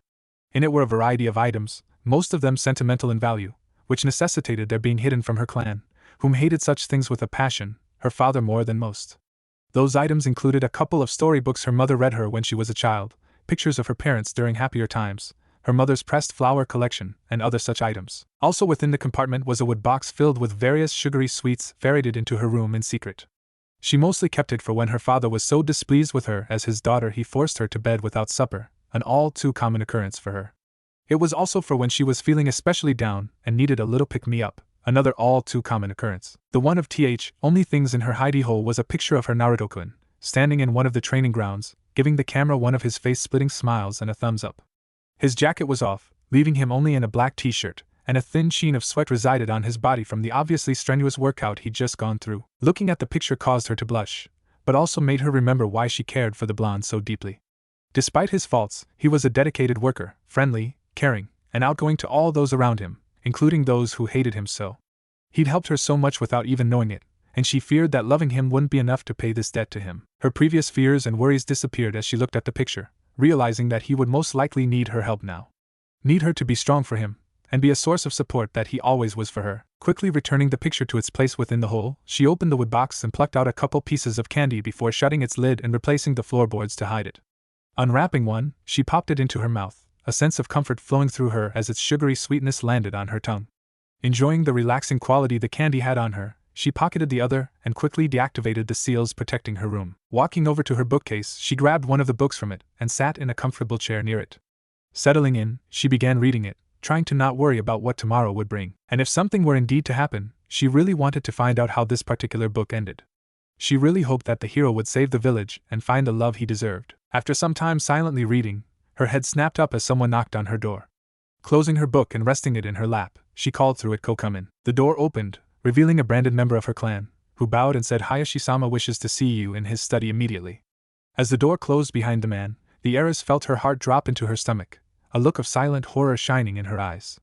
Had he somehow found out? How much did he know? What did he suspect? Gulping down her fear, she set her book aside and rose from her seat. Exiting her room, she walked down the hallway toward her father's study like she was a condemned prisoner heading toward the executioner. The few clan members she passed avoided her, recognizing her posture and feeling the aura of dread around her, knowing that it meant she was wanted by her father. Most of them took a similar posture when going to see him since, with the exception of Hanabi, he was angry with those he summoned to him. Most took pity on the child before continuing on, knowing personally that staring just made it worse. Stopping before his door, a shaking hand rose and knocked on the doorframe several times. After a few moments, his cold, passionless voice came through, speaking only, "Come in."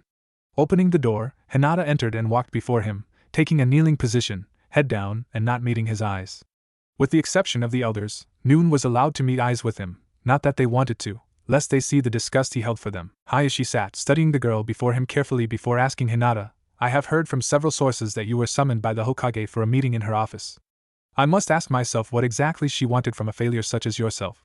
Has your failures become so unavoidable that even Hokage-sama has taken notice of them?" "And no, Titu-sama," Hinata replied carefully, hiding the pain of his remarks with the efficiency she should not have. "So, then please tell me what exactly our esteemed leader wanted from one such as yourself," Hayashi demanded, and his daughter replied, "She wished to offer me our apprenticeship under her." She wasn't really lying to him, because that had been one of the things she had been asked. She merely forgot the rest of it. "I see. What exactly would a woman of her social standing see in someone such as yourself? Your status as heir of the most prestigious clan in Konoha, while holding power in many circles, is not so with that woman. And your constant failures should not merit such training, so I don't understand why she would ask this of you. Perhaps she simply has a soft spot for failures, much like the Sandaime. Both have taken an inordinate amount of interest in another failure, that blonde street rat Uzumaki Naruto." At hearing him insult Naruto, Hinata was forced to bite her tongue lest she lash out at him. Insulting her she could handle and was even expected, but to hear him speak so ill of her crush was almost too much. Whatever the case, you will simply have to refuse her offer. Failure or not, I refuse to have any member of the Hyuga clan learn under that woman. And if she makes an issue of it, simply inform her that I have significant sway with the council. Hiashi said, a sneer on his face as he finished his sentence. Hinata bit back a scowl and said yes, Tsu-sama. He claimed her to be a failure of most things, but there was one thing she was an expert in. An expertise born from hiding pain, both emotional and physical, from her father and clan, lest their opinion of her drop even further than it already was. An expertise so good that she could quite possibly fool the torture and interrogation unit of Konoha. She was a masterful liar. Very well. You are excused, Hiashi said before returning to his paperwork, treating her as if she no longer existed. Rising to her feet, she turned and exited the study. If she had any doubts in working with Tsunade before, they were put to rest by this enlightening conversation with her father. Sitting on the couch in Naruto's small, unkempt apartment, Tsunade sighed for what felt for quite possibly the 100th time since yesterday's meeting. Even with her plans, she couldn't stop the sick feeling that was resting in the pit of her stomach. She knew exactly what the problem was, but that didn't mean it was going to leave. In fact, it only made it worse. Next to her sat Shizen, Taunton laying in the dark-haired woman's lap being stroked lazily. When the dark-haired woman asked her master if she wished to be accompanied on this painful mission, Tsunade almost told her no. But then she realized that after hearing this news, the annoying young blonde they cared for would require all the comfort he could get. To a boy as loyal as him, being banished was akin to being executed. This is wrong, Tsunade Shosho, Shizen said for the 20th time that day, and Tsunade said, I know that, Shizen. I don't like it any more than you do. But the only way to stop it would be overthrowing the daimyo and taking power, and that'd be impossible even with all of Konoha's forces. Both had been to the daimyo's court and met his elite forces, the samurai. While the 12 guardians were more famous, they were merely his personal guards. His elite forces consisted of the samurai, a group of highly trained, dedicated soldiers who would willingly die for their leader. But what made them truly dangerous was their armor, which were inscribed with special seals that created a barrier around the wearer that absorbed any external sources of chakra, whether it came from the wearer or an enemy, using it to power the barrier. However, they were able to use an internal form of chakra manipulation known as Butsunairiki, which allowed them to augment their bodies in a variety of ways. They even had a powerful trump card in the form of Jigakuriki, which caused their strength, speed, and agility to be increased severalfold, at the cost of severe damage to their muscles and bones from prolonged use. But they were willing to suffer that pain and sustain that damage, all to defend the daimyo. Then there was his feared legion, which was much larger in force, but were little more than brutal psychotics who swarmed their target with superior numbers and an undeterrable need to kill, rape, and pillage anything before them. They were deemed too dangerous to be allowed to roam freely, so they were often kept in barracks that would be better described as a prison camp, the stone walls rising above those of Konoha, the steel gates locked from the outside and the walls constantly patrolled. Their brutal nature was well known, and teachers sometimes threatened students that if they performed too poorly, they'd be sent to the capital as slave labor for the legion. This was a death sentence for anyone, and the poor victim would often suffer beatings, rape, and worse before finally being mercifully killed. Fortunately, no Hokage nor daimyo would ever allow such a thing to happen to anyone under either of their command, so the threat was useless once the students learned that. 2 pairs of eyes turned to the door as the lock jiggled for a few moments before it swung open, allowing them to see Naruto standing in the doorway, blue eyes wide at the sight of his Bachan and Neichan sitting on his couch awaiting him. What were you doing here? Naruto asked, and Tsunade couldn't repress the sigh as she said, Come on in, Naruto. We've got something to tell you. What? Is Sasuke team alright? Did something happen to Niji? Or Chuji? What about bushy brows? Is it Akamaru? The blonde questioned as he moved over to them quickly, fear filling his eyes. But his fellow blonde shook her head gently as she said, No, Naruto, they're all just fine. Then what is it? Naruto asked, and Shizen suggested maybe you should sit down first, Naruto-kun. Why? If my friends are okay, it can't really be that bad, can it? Naruto replied with a broad grin, but it quickly disappeared at the somber looks he received from both Tsunade and the usually chipper Shizen. Even Taunton seemed depressed about whatever it was, laying in Shizen's lap, so full eyes locked on him. Despite what many people thought, Naruto was a highly perceptive and wise person. He quickly realized that whatever they had to tell him was bad if everyone was down about it.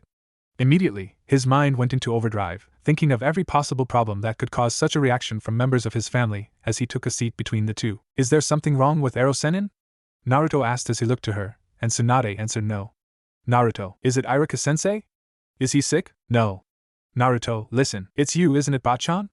You've got old person cancer or something? No. Naruto, just listen for it's Twechijiji. He's closing down his store? Naruto, all eyes turned to the brunette, even the pig in her lap, as tears began flowing down her cheeks, looking like she was about to start sobbing any minute.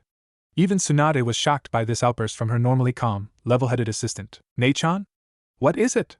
Naruto asked, his eyes glued on her, dread flooding him as he wondered what had caused this reaction in her. "You're being banished, that's what," Shizen cried, tears still trickling down her cheeks. And with that, the entire world stopped, growing silent save for the occasional sniffle from the silently crying Shizen. In fact, it was so silent, Tsunade would swear she could hear the sound of Naruto's heart shattering. But Tsunairiki Buddha's inner strength, Jigakuriki's strength of hell, for what felt like hours, but in reality was only a minute, the normally loud, energetic blonde sat in stunned silence, staring at the dark-haired woman in disbelief. Tsunade could feel a painful ache in her chest as she waited for the blonde's reaction when reality came crashing down upon him. "You're lying." He didn't speak loudly, instead in a soft tone that seemed to beg for what he was saying to be the truth. "Naruto," Shizen began, but the blonde cut her off by jumping to his feet and turning to face them, his tone a little louder, tears welling in his eyes as he continued. "You're lying. You're mad that I called you Ero-ne-chan in the hospital and now you and Ba-chan are trying to get back at me by lying to me." "Naruto! She's not lying," Tsunade replied, the emotions she'd been repressing finally getting the better of her, tears beginning to flow down her own cheeks. But Naruto turned to her, yelling as tears ran down his face, "You have to be. I can't be banished. I didn't do anything wrong." I know you didn't do anything wrong. I tried to keep it from happening." "Oh Kami, how I tried," Tsunade sobbed, burying her face in her own hands. At the sight of his Ba-chan sobbing, Naruto sniffed and charged, practically tackling the elder blonde as he buried his face into her shoulder, arms wrapped around her neck as he broke down into a sobbing fit of his own. At the feeling of the blonde gripping her tight and sobbing into her shoulder, Tsunade wrapped her arms around her adopted grandson and cried, muttering sorry in between sobs. Shizen watched her mentor and the boy she'd grown to see as a brother comfort one another and smiled sadly through her own silent tears at the touching image. After several minutes of sobbing that slowly turned into silent crying, Naruto sniffed as he asked, "What's going to happen to me?" "Don't you worry, Naruto-kun. I've been working on a plan to help you since the decision was passed down. I'm making sure that they realize what a mistake they've made, and you won't be alone in this," Tsunade replied, gently stroking his soft, golden locks. "Really?" Naruto asked, sniffing as he raised back to look at her face, wiping excess tears from his eyes. Smiling, Tsunade nodded and replied, "Of course. Do you honestly believe that I'd just sit back and allow them to do this to you? I am your Ba-chan, after all, and they're not throwing my gaki out without a fight." "Thanks," Naruto began, and after a few moments of indecision, added Ka-sen. This caused the blonde Hokage to stare at the uncertain blonde. Turning to Shizen, she noted the confused look the woman was sending her and the orange-clad blonde in her arms. "What?" Naruto asked, uncomfortable with the looks being sent to him, and Tsunade asked, "What did you just call me? A Ka-sen?" Naruto replied, and Tsunade asked, "And why did you do that?" The normal self-assured blonde looked to an interesting stain on his couch and replied, "I don't know. I guess it's because you've been more like a mother than anyone else, and I've always wanted one." Sighing, he added, "I won't do it again." Staring at the blonde, Tsunade gave a smirk and gently flicked him on the forehead, getting an indignant squawk from him. Chuckling, she said, "You have no problem calling me Ba-chan, so why would you have a problem with Ka-sen?" "So you don't mind?" Naruto asked, turning to her with a hopeful gleam in the formerly despondent blue orbs, and giving him a kiss on the forehead, she said, "Of course, Gaki. Honestly, I've come to think of you as my son, and I want you to call me Ka-sen." Smirking, she added, "Besides, it makes me feel a lot younger than Ba-chan any day." Really?" Naruto asked, and giving him a nod, Tsunade replied, "Of course, Sochi." Once more tears flowed down the blonde's smiling face as he lunged forward and gave her another hug around the neck. Returning it, the elder blonde sighed as she thought, "I wish I'd been there for you 13 years ago, Naruto. You deserved a better life than you'd gotten, but that changes today." "Hey Naruto, can your Nei-chan get a hug too?" Shizen asked, and wiggling out of the Hokage's arms, Naruto leapt onto the dark-haired woman. A squealing tauntaun barely avoided being crushed between them as he wrapped his arms around her chest and gave her a tight hug. Returning it, albeit softer, Shizen's previously held fears and anxiety concerning their plans melted away from the warmth flowing from the blonde. After several seconds, Tsunade grinned and said, "All right, you two, the love fest can wait till later. Me and Shizen have a lot of work to do for our plan to be successful." Shizen whined in disappointment as she and the blonde released each other, Naruto turning his eyes to Tsunade as he asked, "I want to help too." Giving the blonde a devious grin, Tsunade said, "Of course you can, and I have the perfect part for you, Naruto. But first things first, remember those pranks you used to pull?" At the boy's nod, Tsunade said, "Well, I want you to start pulling them again. Do as many as you can, as grand as you can, to anyone you want except for the Aburame, Akamichi, Yamanaka, Nara, Inazuka, and Gabanata clans, okay? Anyone else is fair game, but no serious injuries or permanent damage to buildings." Rising to his feet, Naruto stood at attention and gave a proper salute as he said, "Will do, Ka-san." "I know you will." Now get going, you've got a lot of work to do and not much time to do it in, Tsunade said, and as the blonde turned to leave, she swatted him playfully on the butt to encourage him to hurry up. Rising to her own feet, Tsunade dusted herself off and straightened her clothes before turning to Shizen, who had done the same. Come along, Shizen. Me and you have our own work to do, Tsunade said, her smirk growing from devious to downright malicious. At the sight of her smirk, Shizen couldn't suppress a shiver that passed through her as she followed her sensei, glad that she wasn't the one it was for. Walking through the streets, both Shizen and Tsunade shook with unreleased laughter as they saw exactly how quickly and enthusiastically Naruto had taken to her orders.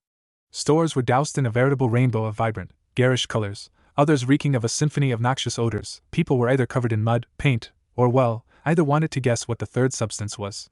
And even now she could see an army of orange-clad blondes continuing with a gusto she wished most shinobi could use. At the sight of the strolling Hokage, an overweight bald man that looked as if he had been attacked by a paint store waddled over as he cried, Tsunade-sama. Tsunade-sama. The brat has gone mad.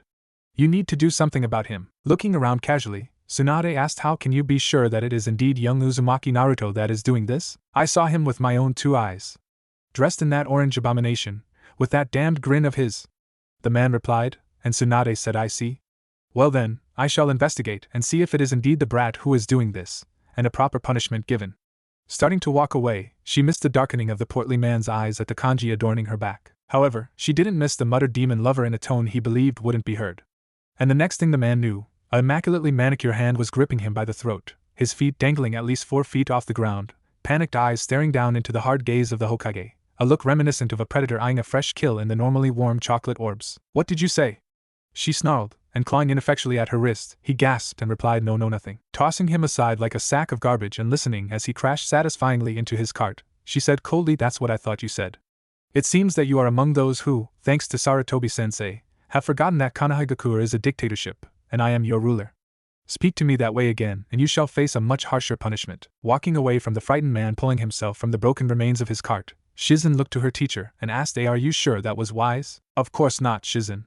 Tsunade replied casually, looking to the Hokage monument where her head was already under construction before continuing, I've just been walked on too much since returning, and I refuse to allow people like that believe just because the council has deemed me an old piece of carpet used to clean their shoes on, that everyone can do the same. Looking into the dark eyes of her assistant, Tsunade added, but I do believe that I was correct in stating that sensei is the main reason for a lot of this.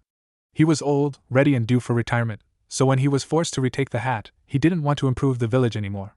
He merely wanted peaceful seas so the boat wouldn't rock until his next successor was found, allowing parasites like Danzo and the council to dig deeper into the flesh of Konoha, and those small wounds have festered into the open sores they are today. Shizen merely turned her eyes to the road, silently thinking of what her teacher had said.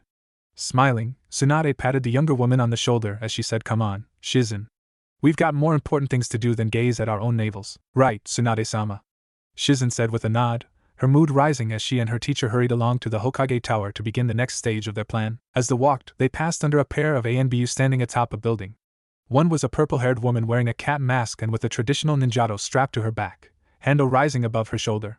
Her partner was a black-haired man wearing what appeared to be a wolf mask, and instead of a ninjato, he had a pair of Chinese hook swords crossed at his lower back. Cat was watching Wolf, who was leaning against a wall doubled over in laughter, holding his stomach. Do you believe we should stop Uzumaki-kun Shikigoro? Cat asked, and he shook his head, gasping for breath as he panted, and no way, you go. I haven't had this good a laugh since he became a genin. Straightening up, he took a few more deep breaths, collecting himself before adding, besides, from what I've heard on the shinobi grapevine, he's been banished from the village. Nothing we can do to as loyal a kid as him can match that. Turning, they saw Naruto wearing a black bandana over his head that went over his eyes with matching hat and cape land before an unsuspecting villager. Before she could react, he'd drawn a paintbrush and with 3 quick slashes, had painted an N on her chest in bright orange, which was noticeable on her red top. As she cried out in shock, he leapt away, looking quite ridiculous with his cape fluttering behind him, paintbrush raised like a sword. The dread pirate Naruto strikes again for ramen lovers everywhere. At hearing that cry, Shikigoro collapsed to the rooftop they stood on, howling with laughter as Yugogo failed to hide her own laughter, though she managed to retain more dignity than her partner. Upon the Hokage monument, 4 orange-clad figures worked feverishly with spray paint and paintbrushes, leaving their mark on the faces watching over the village from such a high vantage point. The rigging system he'd come with during his academy days was refined and improved into a marvel of simplicity and efficiency, allowing him to work far faster than ever before. Red, orange, blue, green, yellow, pink, every color was being used. But instead of the haphazard graffiti he'd done as a student, he had more time to work, using a massive henge to keep his masterpiece and the work he was doing on it a secret until it could be revealed. And he grinned, barely able to wait until he was leaving the village, when his masterwork would be unleashed upon a waiting public. He couldn't suppress a childish giggle as he imagined the looks on their faces when it finally was. A trio of 10-year-olds charged through the streets, wearing green goggles over their eyes along with a hat and cape matching that of the dread pirate Naruto. The leader, a boy in yellow with a green scarf, had a couple cans of shaving cream, spraying down unsuspecting people with their contents. Behind him was an orange-haired girl with rosy cheeks, a bag of paint-filled balloons hanging from her arm, which she was tossing at those who avoided being hit with shaving cream, or at buildings. And at the rear was a boy with a snotty nose and his goggles lenses being specially made. He was carrying a sack of toilet paper, which was being strung from trees, buildings, and people alike. The trio, known as the Konohamaru Corps, had decided to join their Aniki in his final era of pranking, a decision endorsed by Konohamaru's uncle, Naruto himself, and even the boy's mentor Ebisu. Of course, if anyone asked, the bet he made with Iruka on whether or not his honorable students group could cause more mayhem than the reigning prankster King Naruto had nothing at all to do with it. Nope. Not a thing. Sakura sat on her bed, hugging a teddy bear tight against her chest, deep in thought about what had happened today with Tsunade, Ino, and Kakashi. Her room, once the epitome of what a girl's room should look like, had undergone a metamorphosis into one that belonged to a shinobi. The walls were still pink, but they now held shelves stacked with books on chakra theory, chakra training, and Konoha history, along with other books she enjoyed reading. The walls also held replicas of various shinobi weaponry, including a staff, a ninjato, and even Zabuza's legendary Kubikiri Hocho, though none were actually used. On her bedside table sat an alarm clock, a lamp, and a picture frame. But instead of holding a picture of just Sasuke, it held a picture of Team 7. She was standing smiling between Sasuke and Naruto, the former scowling and the latter giving one of his bright grins. Behind them stood Kakashi, giving his trademark eye smile to the camera, his hand proudly on Sasuke's head. In fact, the only thing from her old life still inside the room was her teddy bear Fuchan, which she'd had for as long as she could remember. The teddy bear was rather old, with several multicolored patches standing out on her otherwise brown cloth skin, and one button eye missing. However much she tried to be a shinobi and have her room decorated as such, the pinkette just couldn't get rid of the teddy bear that had listened to her hopes, dreams, fears, and insecurities when noone else would. Fuchan, what should I do? Sakura asked, turning the bear so they were facing one another. I mean, the sensei I thought was so cool turned out to be a complete ass. Sasuke-kun tried to betray everyone who ever cared or supported him for power, and even tried to kill his best friend. As for Naruto, he was always so nice to me and I never noticed him, yet he almost got himself killed and willingly gave up his own dreams of romance just to make me happy. Should I take Tsunade-sama's offer? Ino said that she and our friends would be supportive of me either way, but Sasuke-kun, in spite of everything, I still love him. Sakura said to the bear, and asked, do you think this is how Naruto feels when it comes to me? He's tired of being hurt, but he can't stop from loving me. And I've given him more than enough reason to do so, haven't I? And kissing Ino, what was I thinking? You were thinking how damn sexy that ponytailed blonde is, and want her beneath you, moaning your name like you're Kami and she's praying to you. Noone asked you. Well, you were asking the bear, so I thought answering was free game. Yeah, I was asking Fu. Not Inner Sakura, Fu. Is your name Fu? No it isn't. You don't have to be such a bitch to me. I'm only trying to help. Well, what do you think I should do? Do it. Training from Tsunade, Chunin rank, and getting mucho onigiri points with our sexy whisker-faced blonde and his hot lavender-eyed crush, so potential threesome. So many pros, so few cons, it'd be ridiculous not to take it. Turning to her teddy bear, Sakura sighed and said, well, what do you think, Fuchan? Listening silently for a few moments, the pinkette nodded with a smile as she said, you're right, Fuchan. Hugging it tightly, she said, thanks for the advice. You're so helpful, unlike a certain someone else I could mention. Hey, Tsunade stared down at the scroll she'd been writing on with a sense of satisfaction. Even though she had no power over the fate of Naruto, she could still make sure that the council and village understood exactly what it meant to get on the bad side of a senju, especially her. Rereading her work, a sense of pride filled her, and she smirked, wondering how many of the old fuckers were going to suffer from strokes over this. I, Senju Tsunade, Godame Hokage, do hereby appoint Hyuga Hinata as my second apprentice, effective immediately. I, Senju Tsunade, Godame Hokage, do hereby appoint Uzumaki Naruto as apprentice of Jiraiya of the Sannin, effective immediately. I, Senju Tsunade, Godame Hokage, do hereby release the contents of the Hokage library into my possession to be returned at my discretion. I, Senju Tsunade, Godame Hokage, do hereby appropriate the sum total of 8,857,411 ryo from the village's accounts to be paid to Uzumaki Naruto as preparation for 13 years of emotional abuse and criminal negligence done to him by most of Konoha's citizens and its justice system. I, Senju Tsunade, Godame Hokage, Do hereby order the Hyuga clan to pay reparations to Hyuga Hinata in the form of 1,346,899 ryo for years of emotional abuse done to her by members of the Hyuga, Hiashi in particular. I, Senju Tsunade, Godame Hokage, do hereby promote Uzumaki Naruto and Hyuga Hinata to the position of Chunin, effective immediately. I, Senju Tsunade, Godame Hokage, do hereby release the Sandame's law regarding the parentage of Chunin Uzumaki Naruto, effective on the day of his banishment. I, Senju Tsunade, Godame Hokage, do hereby instate Jiraiya of the Sannin as Rokudame Hokage, effective on the day of Uzumaki Naruto's banishment. I, Senju Tsunade, Godame Hokage, do hereby ban the use of seals or jutsu meant to control or punish individuals from being placed upon any willing or unwilling member of this village. Any and all of such seals and jutsu must be registered with the office of the Hokage, complete with a method for removal. Any individual or group who is found to be using such seals or jutsu or has used such seals or jutsu in the past without a method of removal is to be executed publicly, regardless of rank, social status, or standing within the village, as a warning to those who wish to use such methods. Any person subjected to such seal or jutsu, should it be unable to be removed, shall be granted land and monetary compensation on the order of 1 million ryo for every year they have been subjected to the seal or jutsu in question, the money for which will be taken from the accused accounts or lands. I, Senju Tsunade, Godame Hokage, do hereby pardon myself, my first apprentice Shizen, my second apprentice Hinata, Jiraiya's apprentice Uzumaki Naruto, clan head Inuzuka Tsum, and underscore of all crimes against Konoha no Sato and Hai no Kuni. Also, I do hereby release them from any and all obligations or duties to Konoha no Sato past, present, or future, including from the shinobi ranks of Konoha no Sato, with all current ranks and titles, to move about freely around the country of Hai no Kuni. However, should they choose to do so, they reserve the right to rejoin the ranks of Konoha shinobi should such an offer be made. The empty space had been left for the possible addition of Haruno Sakura, pending tomorrow's meeting. Should she deny, the scroll could easily be edited to remove the open space. Carefully rolling it up, she set the scroll beside two others. One contained the combined reparations for both Naruto and Hinata, the money being taken out by Shizen, while the other contained the Hokage library, including Sensei's summoning contract as well as the forbidden scroll. Looking at the scroll holding her orders, the blonde wondered if she would be adding her Sochi's teammate Sakura to the scroll tomorrow morning or not. Turning to the large window, she burst into a fit of laughter at the sight of a large ball explode, raining multicolored paint upon several buildings and unsuspecting people on the street. Tsunade blinked blearily at her desk, head drooping closer and closer to it as the sun rose in the picture window behind her, as she cursed herself for having Sakura and Hinata meet her so damn early.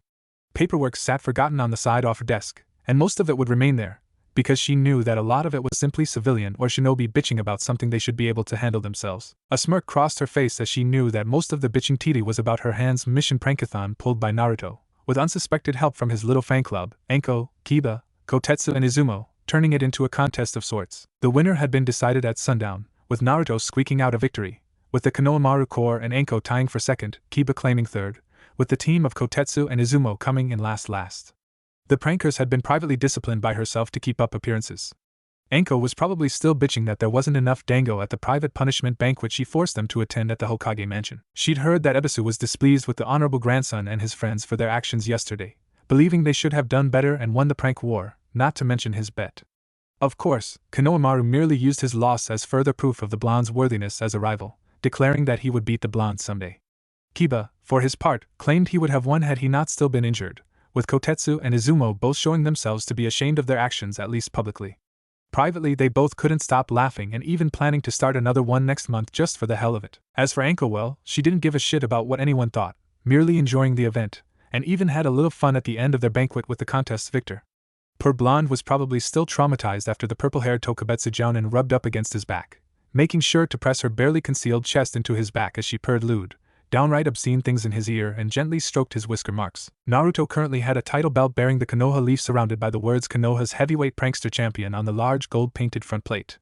How such a belt was so quickly and expertly created was unknown, though it was assumed that Tenten's father, an ex-ninja who used his ninjutsu skills to quickly and efficiently create weapons, did so. Said belt was even now being worn by the proud blonde, whose smile grew as he showed it off to his friends, adding a little good-natured boasting with the visual. Maybe I can get a few minutes of sleep before one of them gets here, Tsunade thought as she absent-mindedly grabbed some of the paperwork and made a makeshift pillow pile to rest her head on. A smirk crossed her face as she realized, hey, all their useless bitching actually has some use after all. She was fast asleep as soon as her head touched the papers, which softly crinkled as her head rested on them. Her walk was slow, deliberate, much different now that the day of reckoning as it were was now upon her.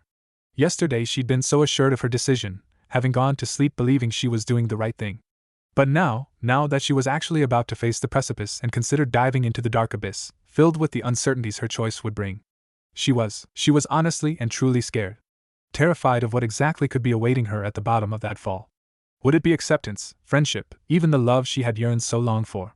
Or would it be the same rejection and cold indifference bordering on disdain she'd been given so many times before? But the thought of those bright, expressive blue orbs of Naruto's giving anything less than complete and unconditional friendship and love seemed wrong. As if they were wholly incapable of doing such a thing except to his most hated enemies. But even then there would be a shimmer of hope that a more amicable coexistence could be found between Naruto and his enemy. That was the paradox of the blonde, a boy who'd been shown so much hatred, so much emotional abuse that his being so open and friendly to everyone around him should have been impossible. And yet, he gave his heart to anyone willing to offer him any form of relationship, even if it was merely the same common courtesy of accepting his existence everyone else got instinctually. "Hey Hinata! What are you doing out so early?" Sakura asked as she jogged up to the beige coat-wearing heiress, falling into step with her as the two walked down the street, grumbling genin teams and workers cleaning up the remains of yesterday's prank war. "I have a meeting. Why with the Hokage?" Hinata replied, and Sakura blinked a few times before asking, "You have one too?" At the demure girl's nod, Sakura remembered the question she was asked before leaving the blonde Hokage's office yesterday, and her answer of Hyuga. "Hinata." "Oh, about what?" Sakura asked, and Hinata replied, "I don't think I should tell you." Sakura nodded, but then asked casually, "Is it about Naruto and his banishment?" At the stunned look Hinata was giving her, Sakura knew that was indeed the case. And to be honest, she was surprised that the Hokage took her advice seriously. Finally, the pale-eyed girl found her voice and asked conspiratorially, "Oh, how do you know?" "Because that's what my meeting is about too," Sakura answered, and Hinata nodded, smiling softly that at least someone on the blonde's team cared about him.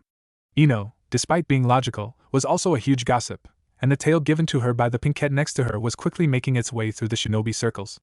Much like civilians, shinobi were generally terrible about gossip.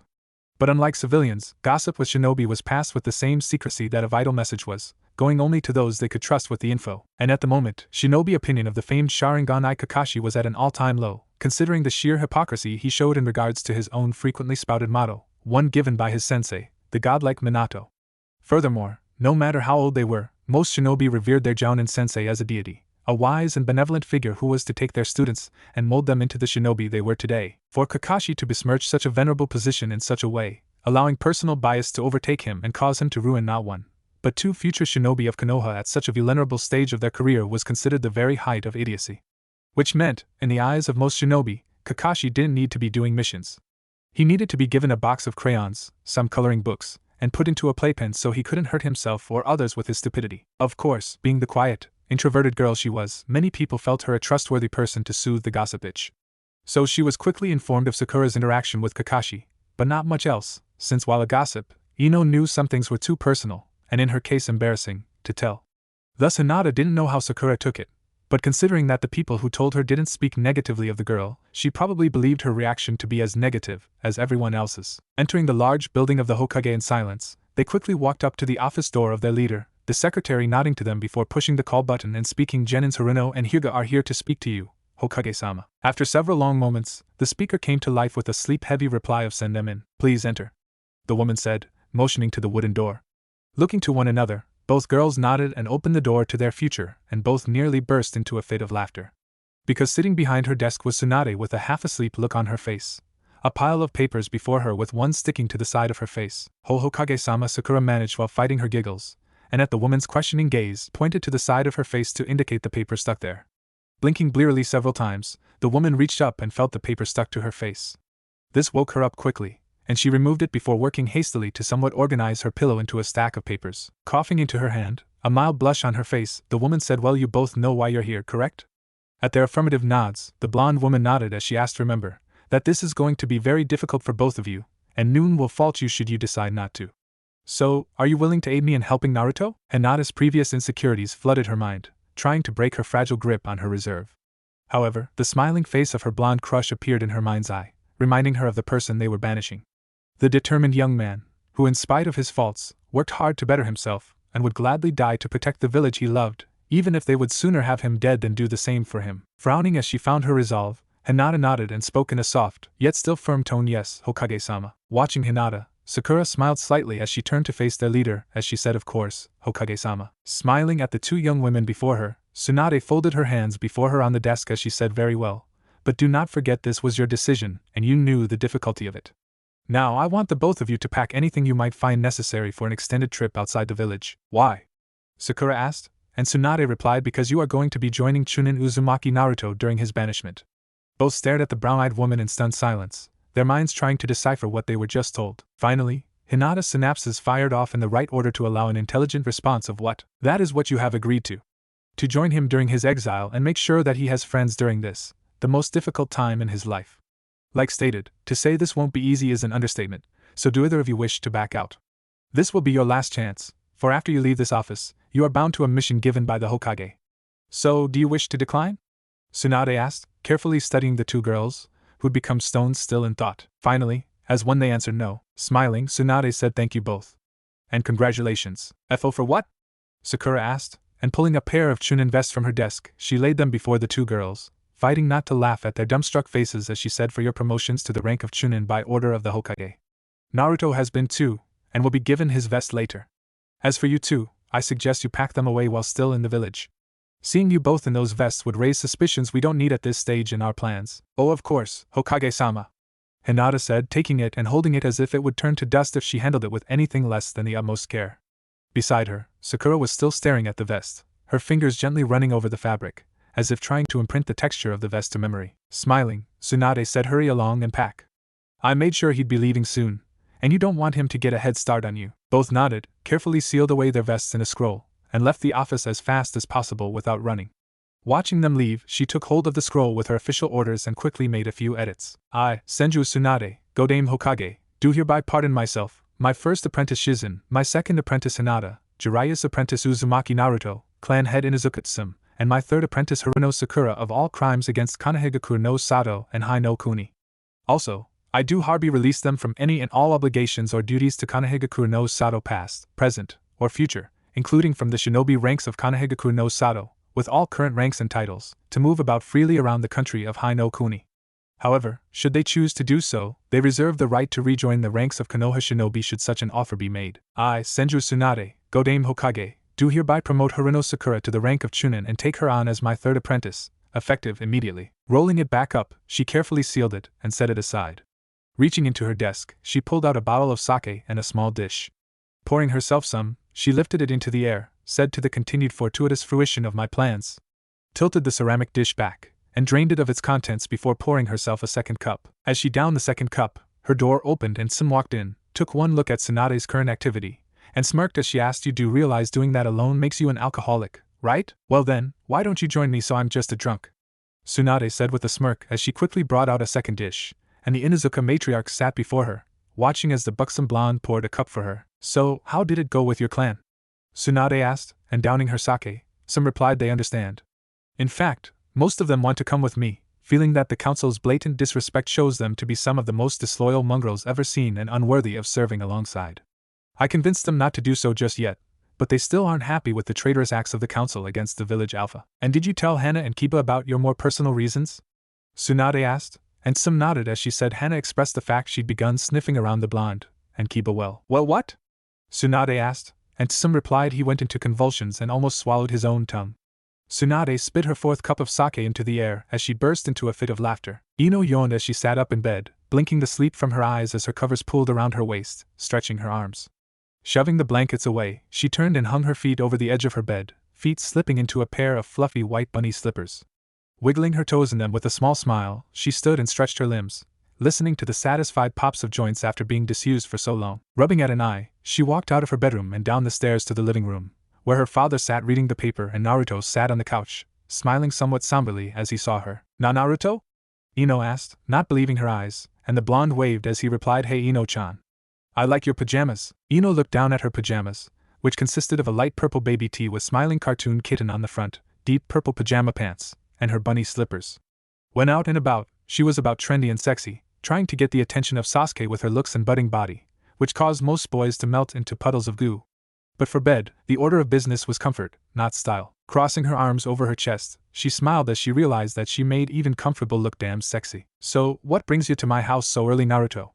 Ino asked as she joined them in the living room, and the blonde grinned sheepishly as he replied, a favor, a rather personal one. Without even looking, she knew her father was listening, and taking a seat next to the blonde Uzumaki, She smiled as she asked what kind of favor. Well, you probably don't know, but I've been Naruto muttered, and Ino finished you've been banished. Why?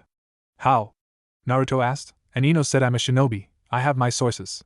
She obviously enjoyed the look of awe being given to her by the whisker-cheeked blonde beside her. I told her, Daddy? Ino cried, trying her damnedest to glare holes through the newspaper he was looking at, and Naruto managed to hide his snickering behind his hands, shoulders shaking ever so slightly. Anyways, Ino said, rounding on the blonde, giving him a look that stopped his snickering as she asked, what is this personal favor you need of me? Well, as you know, I'm being banished, and I need you to look after someone for me, Naruto said, and at this, Ino raised an eyebrow as she asked who? Sakura? A thought crossed her mind, and the pale blonde smirked as she added, or is it Hinata? No. No. Naruto replied, and continued, it's actually a dear old friend of mine, my only friend before Team 7, actually. Reaching into his pocket, he retrieved a scroll, which received a curious look from Ino, and with a nip of his thumb, he dragged it across one of the seals on the scroll. In a burst of smoke, an orange stuffed fox sat on the paper. It was missing a black button-like eye, and its orange fur was threadbare in some places, with other places covered in striped, polka-dotted, or solid color patches.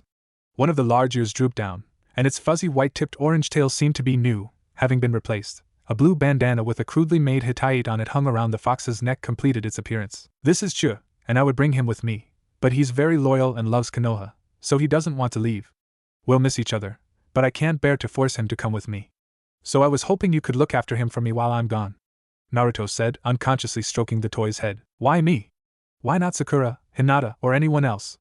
Ino asked, and Naruto looked away as he said, well, I would, but he doesn't feel safe or comfortable around Hinata-chan's family, and I think Fu would get jealous if Sakura-chan brought Chu home. You know about Fu? Ino asked, and Naruto nodded as he said yeah, during the second part of the Chunin exam. She was feeling scared, so I decided that it might help if we talked. During our talk she told me about Fu, but was embarrassed afterwards, so I told her about Chu. Looking hopefully to the Yamanaka heiress, Naruto asked, so, will you take care of Chu while I'm away? Giving him a reassuring smile, Ino nodded and said of course. Thanks, Naruto said with a relieved smile of his own, and said if you need to talk or feeling lonely or something, you can speak to Chu. He's a pretty good listener, and he's always willing to lend a comforting back to cry on. Just make sure that he gets ramen at least once a day. He tends to get cranky when he doesn't. Well, he sounds like a great friend, Ino said, and Naruto answered yeah, he is. Taking hold of the fox plushie, he lifted it up and turned it so they were eye to eye. Sure, this is it. Might be a while before we see each other again, so I want you to be good for Ino-chan, Naruto said, and listening to something only he could hear, he gave the fox a stern look as he said no, I don't believe that Ino-chan would appreciate your perverted sense of humor very much, so I don't want you to be telling those kinds of jokes around her. Listening to nothing, the blonde's eyes glistened as he said yeah, I'm gonna miss you too, Chu. Don't forget about me while I'm away, okay? Hugging the fox doll, Naruto sniffed and sat the fox before Ino, wiping his eyes on the back of his sleeve. Well, I need to be going, Naruto said, rising off the couch as he said thanks again, Ino. Watching the blonde exit the house, she heard her father turn the paper. But when she wasn't looking, he'd peek around or over the newspaper, watching her study the fox plush carefully. Through his secret surveillance, he saw his daughter pick up the stuffed fox and say, well, Chu, I guess I should show you to your new room. Returning to his newspaper and actually reading it, Inoichi chuckled as he heard his daughter scold no. You cannot sleep in my panty drawer, Ero-kitsune. Naruto sighed as he walked toward the gates of Konoha for what might be the last time. He'd made sure that visiting Ino to get her to take care of Chu was the last thing he did as a Konoha shinobi. Now all that was left was to begin his unjust banishment, and he knew that many people would be ecstatic for this. But a small smile made its way across his face, because he would be able to reveal his masterpiece. Closing in on the gate, he stopped, blinked his eyes, then began rubbing them. After vigorously rubbing his fist into them, he blinked and looked again, expecting what he saw to be gone. But Tsunade, Shizen, Tantan, Sakura, Hinata, and Kiba's mom were still standing there, all looking to him expectantly. Blinking, he brought his hands before him in a seal, squeezed his eyes shut, and called out Kai. As his chakra flared. Flaring his chakra again, he slowly opened his eyes, expecting the cruel genjutsu to be gone. But no, the small group was still there, all of them still watching him. Scratching his head, Naruto asked what kind of genjutsu is this? To which Tsunade rolled her eyes and said, Naruto, trust me, this isn't a genjutsu. But why are you all here?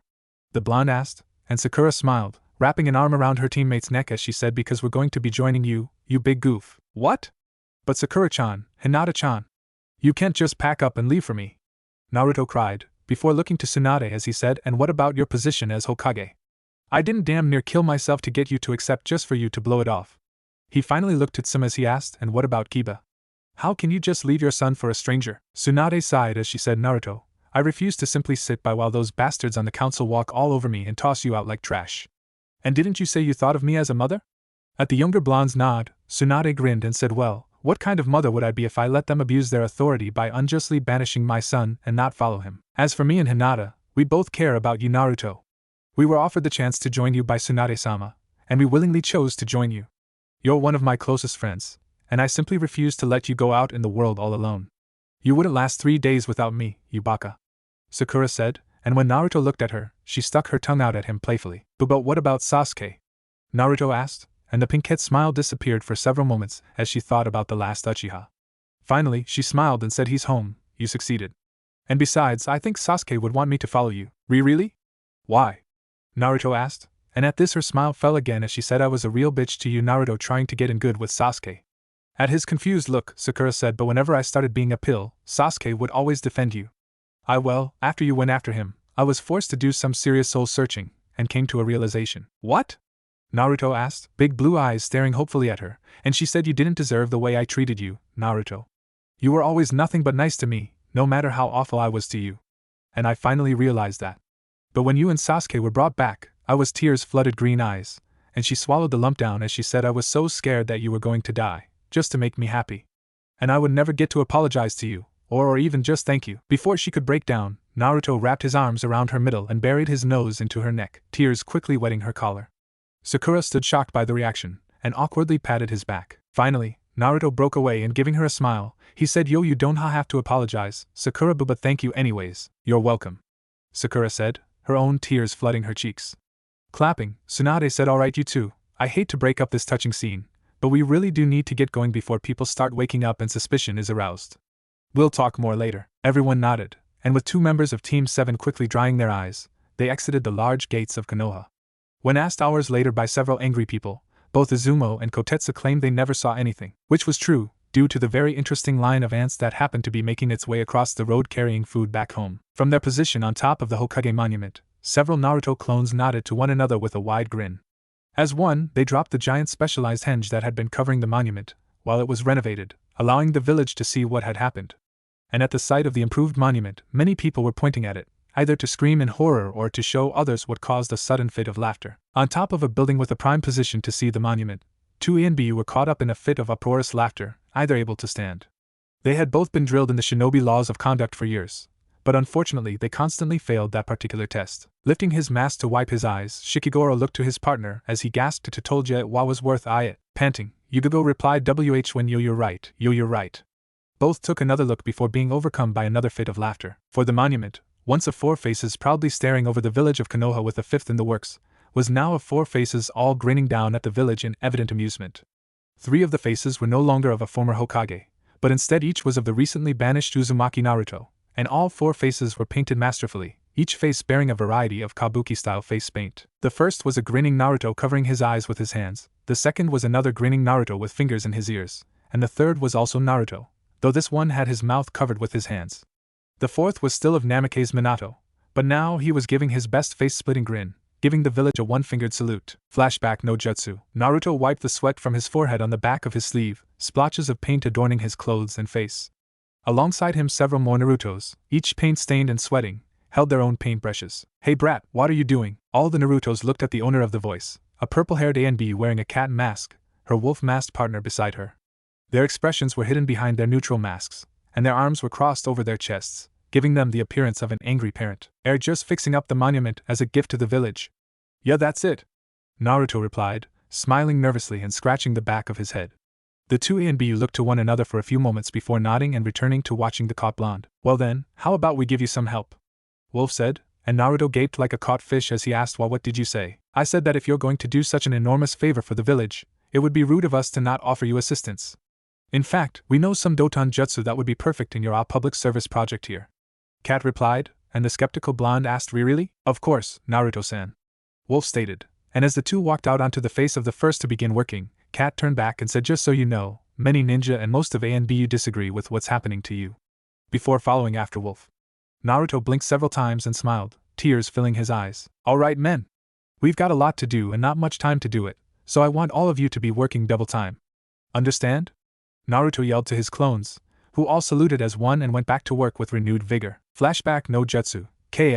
Most of the people laughing were shinobi, who had to both respect the level of skill for Naruto to finish such a project not only quickly but masterfully, and had to admit it was the blonde prankster's greatest prank.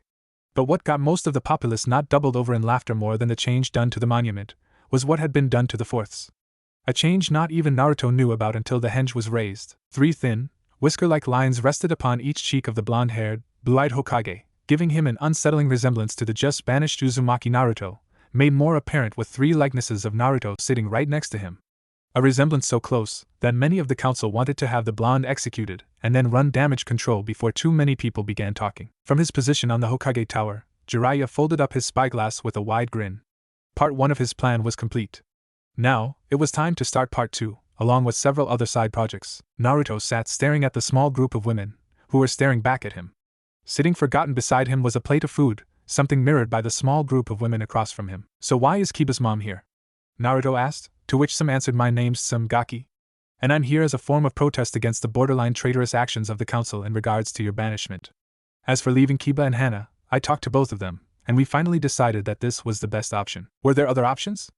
Naruto asked, and the woman nodded as she said yeah, but most of them would result in a roaring rampage of bloodshed and carnage, eventually leading to a bloody civil war between those loyal to the Hokage and those loyal to the council. Well, I guess this was the best option, Naruto said with a nod, and Tsunade sent some a look, which got the slightest of blushes and a scowl at the blonde-haired Hokage. Naruto didn't notice the exchange as he leaned back against the tree behind him, his arms crossed over his chest and his face scrunched up in his thinking look. They giggled at how adorable of his thinking look, the blonde cracking his eyes to glare at them before returning to thinking. This, unfortunately, caused them to giggle more. Finally, Naruto looked at Sim, tilting his head like a confused fox as he asked, but why would you care about me being banished?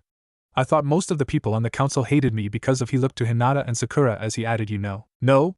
No what? Sakura asked, and Tsunade sighed as she said, alright you two, it appears that thanks to Naruto, I'm going to have to reveal some confidential information a lot sooner than I wanted to concerning Naruto. What about him? Sakura questioned, and Tsunade answered, now, you both are aware of what October 10th is, right? Hi. It's the day that the Yondaime Hokage defeated the Kaikyubi. Hinata replied, and Tsunade nodded as she continued, it is also the day Naruto was born. Now, what both of you need to understand is that a demon such as Kyuubi cannot be defeated by any mortal, nor can it be controlled well, except for those who had great Uncle Hashirama's DNA, or the darkest, most twisted of Uchiha. But since the Yondaime was neither Hashirama nor an extraordinarily evil Uchiha, he had but one choice, to seal the monster away. And you can only seal demons such as the Gobi or stronger into a human, or more specifically, a human baby. They're the only ones with chakra coils undeveloped enough to be able to handle the Biju's chakra being added to their own. Now, consider the facts and you'll have your answer. But I want you to remember that, much like a kunai sealed within a scroll, the scroll does not become a kunai. It is merely a scroll with a kunai sealed in it. Naruto watched for their reactions with bated anticipation, seeing an entire gamut of emotions flow across their faces as the two intelligent girls came to a realization with the information given. He winced, awaiting the hatred, the yelling, and finally the abandonment. However, what he never expected was to have two blurs tackle him around the middle, knocking him onto his back as two pairs of thin arms showed surprising strength by trying to crush him. As he tried to catch his breath from being tackled and squeezed, he heard two distinct voices babble incoherently between sobs. Managing to look down, he saw it the familiar shade of bubblegum pink distinct to Sakura, as well as Hinata's own midnight mane. What Naruto gasped, but all that did was cause the sobbing babbling to grow stronger, as did the pressure being exerted on his poor body. Slowly turning a very interesting shade of blue, Naruto felt himself beginning to pass out. Alright ladies, let the brat go before you accidentally kill him with kindness, Tsunade said, and the two girls quickly released him as they sat on their heels, allowing him to gasp for air, color returning to his face. So sorry Naruto, Sakura said, wiping her eyes on the back of her arm, Hinata nodding as she did the same. Pushing himself up off the ground into a seated position with one hand as the other held his chest, Naruto nodded and waved it off with a smile. We just didn't know that we were suffering under such a burden, Hinata softly added, and Naruto sighed, looking to his friends as he asked, so you don't think I'm the Kyuubi? Please Naruto. If you were the Kyuubi, you wouldn't be such a scrawny goofball baka, now would you? Sakura asked with a smile, sticking her tongue out playfully at her friend. Naruto tapped his chin in thought before giving a nod in agreement with a smile. Yeah. Because if I was the Kyuubi, I would be 10 feet tall with a body chiseled out of granite, able to defeat Kakashi-sensei or even Hibiki with the offhand flick of my wrist, Naruto claimed while flexing and doing very guy-like poses, getting smiles and eye rolls from his companions. And I'd probably be able to shoot lightning bolts from my eyes and fireballs from my butt. And I've never shot so much as smoke from it," Naruto said, turning and bending forward to put his backside on display, smacking it as he did so. Tsunade laughed, Shizen gave a resigned sigh, and the other 3 females all blushed as they studied the offered backside. "Alright, brat. Now that we've all seen that flat ass of yours, we can get to work," Tsunade said, purposefully ignoring the scowl/pout from the blonde as he harumphed, sat down, and crossed his arms over his chest. But instead of showing them his anger at the remark, the trio of women merely noted how adorable he looked while doing it. "Now, first thing we need to do is to pool together our resources and see what we've got to work with. Unseal everything you're carrying and group it in piles before you so we know a basic idea of what we have," Tsunade said. The others nodded, and began emptying their weapon pouches before them in small piles.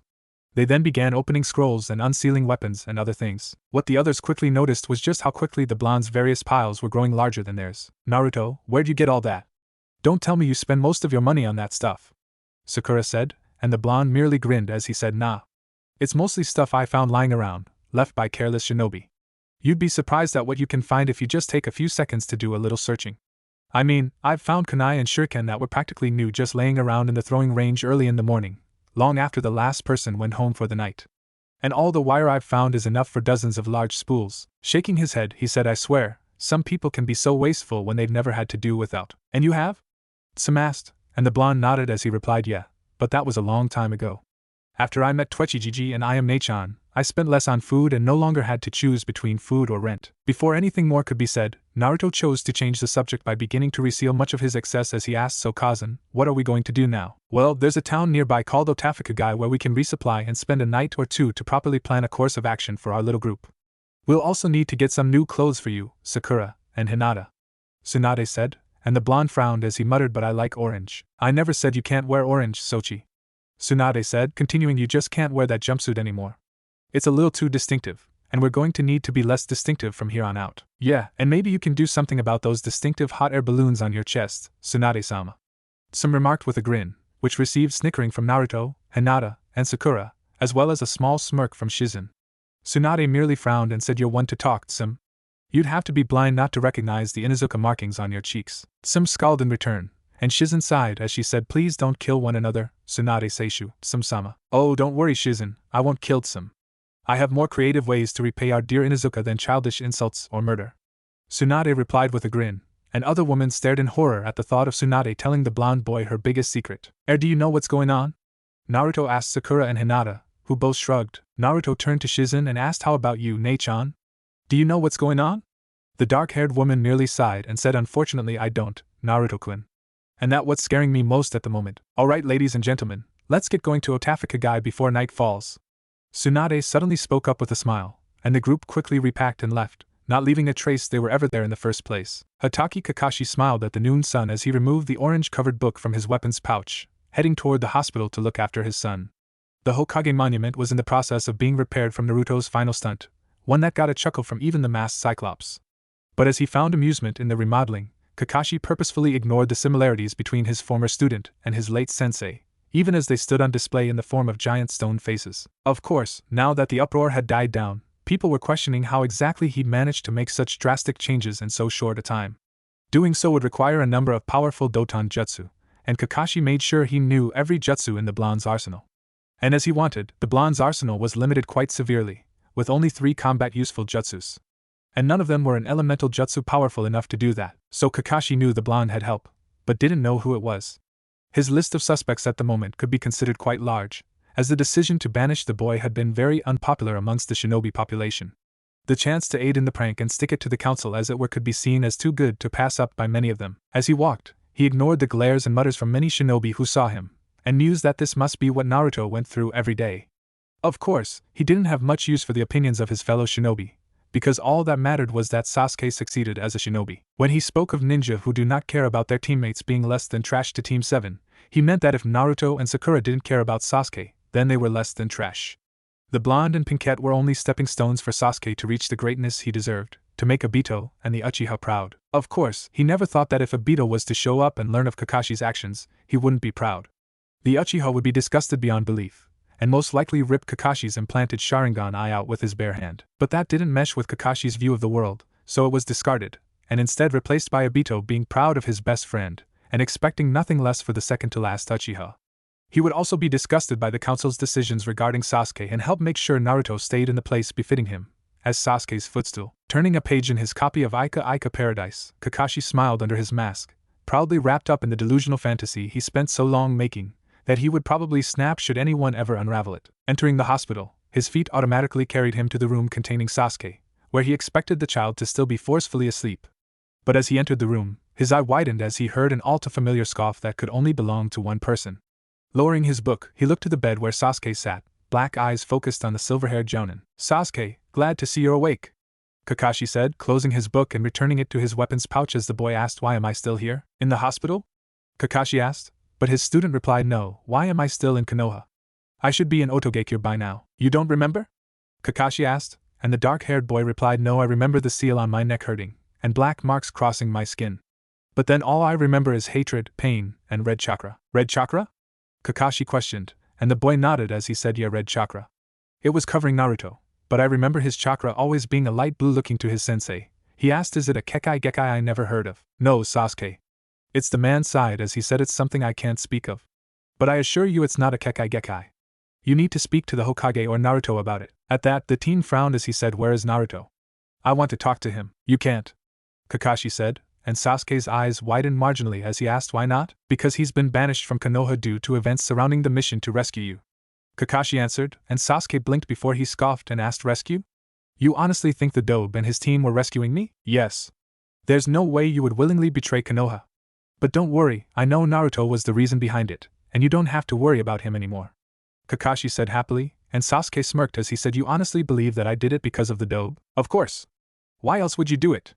Kakashi asked, and Sasuke sneered as he said, "Because of you, Hatake?" Kakashi's smile disappeared, panic in his eye as he asked, "Why what?" "I said it was because of you. Training under you, I couldn't match Sabaka no Gaara. But Naruto, training under Jiraiya, not only matched Gaara, but defeated him. If the Dobe could get that strong training under a Sannin for a month, then imagine how strong I could get training under a Sannin for a year or 3. Simply put, Hatake, I realized how useless you were," Sasuke stated, his sneer growing. Kakashi blinked, his body slumping as the reality of what Sasuke said seeped into his mind. But the carefully created fantasy would not be so easily destroyed, and he quickly found a way to get back in his son's good graces. Kakashi straightened up, giving a smile as he said, "You're right, Sasuke. I wasn't training you properly." Sasuke raised an eyebrow as Kakashi continued, "After you get out of here, I'll begin really training you, and without Naruto to bug me and force me to take my attention off of you, I can really begin training you." Sasuke scoffed, and Kakashi's smile grew as he said, "In fact, I can even teach you the technique used by Naruto. By the time we're through, you'll be the strongest Hokage we've ever had." Sasuke stared at the man, but nodded as he said, "All right, I'll continue training under you." "Excellent." Came a new voice, and both figures turned to the door, where Koharu stood, giving the duo a grandmotherly smile. "Koharu-sama, what brings you here?" Kakashi asked, and the elderly woman replied, "Why, just to tell our young Uchiha that as soon as he's well enough, he can return to training under you, Kakashi-san." Kakashi looked to the woman with surprise, but she merely nodded and sent him a silent reply that she'd tell him later. He nodded back and both looked to Sasuke, who was smiling happily. "Well, I should let you rest, Sasuke-kun," Koharu said, turning and hobbling out the door. "She's right, of course. You need to recover so we can get to some real training," Kakashi said, giving his student an eye smile before taking his seat, Ika out and open before him. Sasuke merely sighed, slipping under the covers and closing his eyes, pictures of a dead Itachi dancing in his head. As she walked out of the hospital, Koharu sighed and spit on the ground, as if something foul had found its way into her mouth. Continuing to walk, she stopped and sat on a park bench, holding her cane before her, awaiting someone. She was soon joined by the large form of Jiraiya, and as he took a seat, she tapped her cane onto the ground, a small genjutsu/barrier coming up around them, making the bench appear empty, and their conversation silenced beyond the edge of the barrier. As soon as it was up, the white-haired sage looked to the elderly woman as he asked, "How did it go?" Kakashi looked like he was about 5 seconds from wetting himself in joy, and the Uchiha looked about as smug as ever. Koharu said. Sighing, she leaned back on the bench and asked, "Are we doing the right thing, Jiraiya-chan?" "I don't know. We can only do what we can and hope that we don't fuck up too badly," Jiraiya answered, and the elderly woman said, "I just wish that we could do this in a way that didn't make me feel so dirty. I threw up a little in my mouth when I had to side with Danzo during the meeting, especially with Naruto-chan." "I know, Koharu-sama. But we need him to trust you as much as a man like him is capable of until we can dig that bloated tick of a man out and cure the infection he brought with him. And unfortunately the only way for him to trust you is for you to side with him in matters such as this, so you can get the information needed to finally be rid of him." Jiraiya said. The elderly woman nodded. She knew her teammate's student was right, but it still made her feel sick. Sighing, the woman smiled and said, Naruto-chan used to call me Bachan. He was always so cute waddling around Sarutobi's office with the Hokage's hat on his head. Her smile fell as she continued, and now I'm an accessory to his banishment, throwing the blonde who used to see me as his granny out of his home. Worse of all, my granddaughter Moegi-chan found out, and now hates me for banishing her and Aizen from Konoha. Feeling a heavy hand on her shoulder, she turned to the large man as he said, I know, Koharu. But I believe that when we can return him home and explain it to him, he and she will both understand and forgive you. She gave a weary smile as she said, thanks, Jiraiya-chan. You were always my favorite of Horizon's students. Closing her eyes, her smile disappeared again as she said, I just hope you're right, and my grandchildren can forgive me for what I've done, and understand it was for the good of Konoha. A scowl crossed her face as she said, I've always hated those words. For the good of Konoha has been used to justify some of the worst crimes and greatest tragedies this village has ever seen. I know. Minato said those very words before he sealed the Kyuubi into Naruto, and Sarutobi used them when he explained why he kept me out of Konoha and Naruto's life for 13 years with lies, deception, and long-term missions in faraway lands. Jiraiya said, scowling as he remembered that conversation with the elderly Hokage. And it turned out to be their last conversation, which ended with Jiraiya spewing a bile-loaded rant at his sensei and storming out of the office, leaving an ancient-looking Sarutobi withered in his chair. Did you know that was the first time I ever had truly traitorous thoughts concerning Konoha, including killing sensei? Jiraiya asked, and the woman sighed as she said, I've had that urge a few times myself as I was forced to watch that blonde cherub be all but abused emotionally from afar, unable to help due to both the council and Sarutobi to keep a low profile and concern to the blonde. Can't have influential figures showing too much concern for an orphan was Sarutobi's excuse. You know what the sick part is? I believe that had I tried to do so, the only thing that would have caused Sensei to stop me is that he wouldn't want me to become a missing nin over it. Jiraiya said, and the woman as he nodded, and I believe, in a way, that Sarutobi-sensei was looking to die against Orochimaru. He was planning to use the Shiki Fuin all along, seeking to seal himself and Orochimaru into the Shinigama's belly.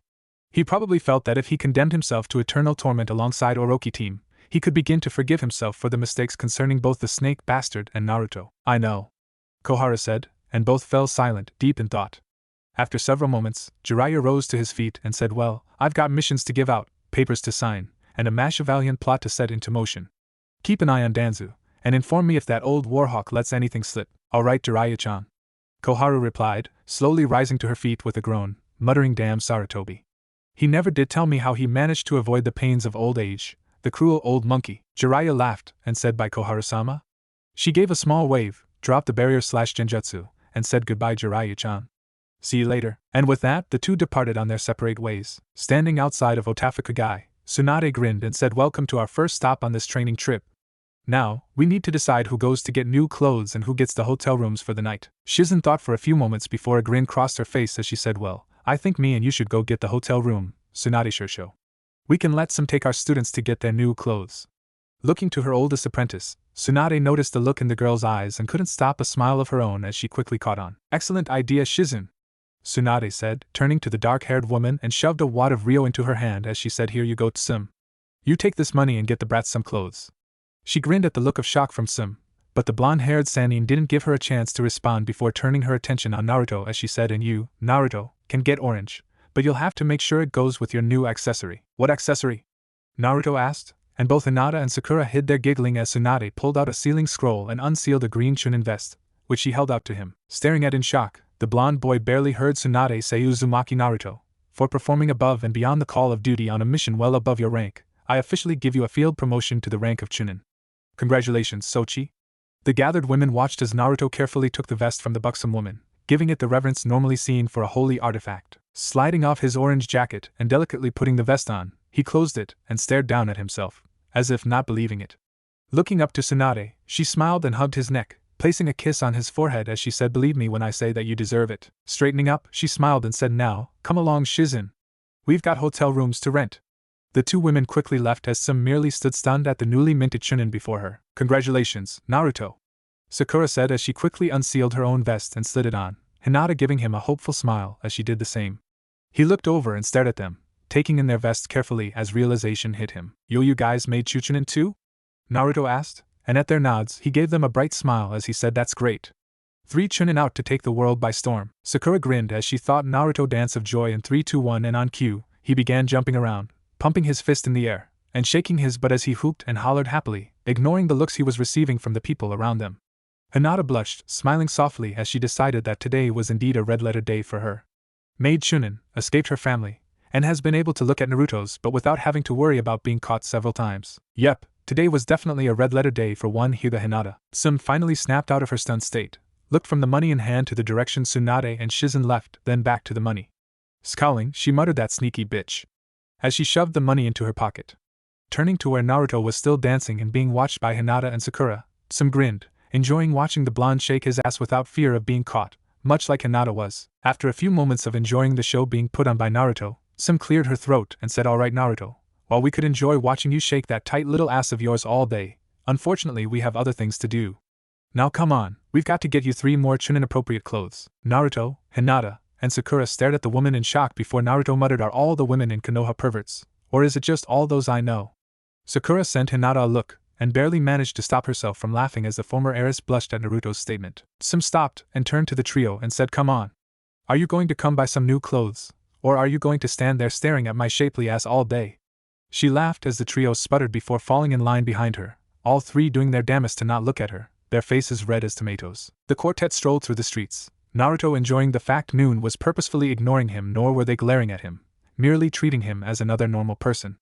Hinata, meanwhile, was enjoying not being looked down upon or compared to the rest of her clan, most of whom that did so considered her to be lacking. Sum and Sakura, unlike their 2 companions, was simply walking, one lost in her own thoughts, the other merely enjoying a visit to another village that wasn't slowly dying under the stranglehold of a tyrant. Does Tsunade have a point about not shutting off the chance to love and be loved by the blonde? I mean, I haven't so thoroughly enjoyed watching a man shake his ass since Kira died. And if what Enko has been claiming she heard from Shizen is true, damn, it's been far too long. Sum thought, watching for a shinobi clothing store, or at least something close to one. Finally, she held out her arm and her charges stopped, following her gaze to the store that caught her eye. It wasn't large, but neither was it small, indicating it did a decent amount of business. The sign hanging above it read "The Hawk's Nest," and a statue of a messenger hawk stood vigil over the doorway. Nodding to her companions, Sum walked into the building, followed by Naruto, Hinata, and Sakura. Looking around at the racks of clothing, shelves of sandals, shoes, gloves, and even blank Hitayate, Sum nodded, deciding this place was good. Turning to the 3 Chunin, she said, "Alright you 3, I need you to go pick out some new clothing while I talk to the man at the counter about something for Tsunade-sama. Now hurry up, and try not to be too loud in color, Naruto." Naruto scowled but nodded, Sakura wrapping an arm around his neck as she said, "Don't worry Tsum-sama, me and Hinata will ensure Naruto gets more ninja-appropriate clothing this time." "Right, Hinata?" Blushing from face down, Hinata gave a nod, seemingly so enthralled by the sight of her fingers poking one another that she couldn't risk looking up in case she missed a moment of it. "Good," Sum said, and Sakura nodded, leading the stunned blonde away, followed by Hinata. The former Inuzuka matriarch gave a chuckle as she watched the poor boy being dragged into what most men considered torture, and almost felt sorry for him. Almost being the key word. Standing back, the woman chuckled as Naruto was assaulted by Sakura and surprisingly Hinata, the 2 holding up different shirts, jackets, pants, and other clothes in front of him, trying to see how it looked on him before returning back to the clothes rack for more. Those that were accepted went into a growing pile on a nearby stool, those rejected were returned to the racks. Finally, after several minutes of being used as a dress-up dummy, several sets of clothes were shoved into his arms, and he in turn was shoved into a dressing room with orders to try them on, and come out to model them. Smiling, Sakura said, "Well, that takes care of him. Now me and you can get properly dressed too, Hinata." Hinata nodded with a soft smile. The 2 entered the racks at a more resigned pace than when they'd been helping Naruto, which left Sum shaking her head as she muttered, "Girls." Tsunade and Shizen walked through the streets, eyes scanning the buildings surrounding them looking for a good hotel, preferably one with its own onsen. As they walked, Tsunade stretched her back, which thrust her buxom chest out, which resulted in several men passing out from massive nosebleeds, and rolled her shoulders, taking a deep breath, releasing it as a deep sigh. "Let me tell you, Konoha was slowly beginning to suffocate me, Shizen.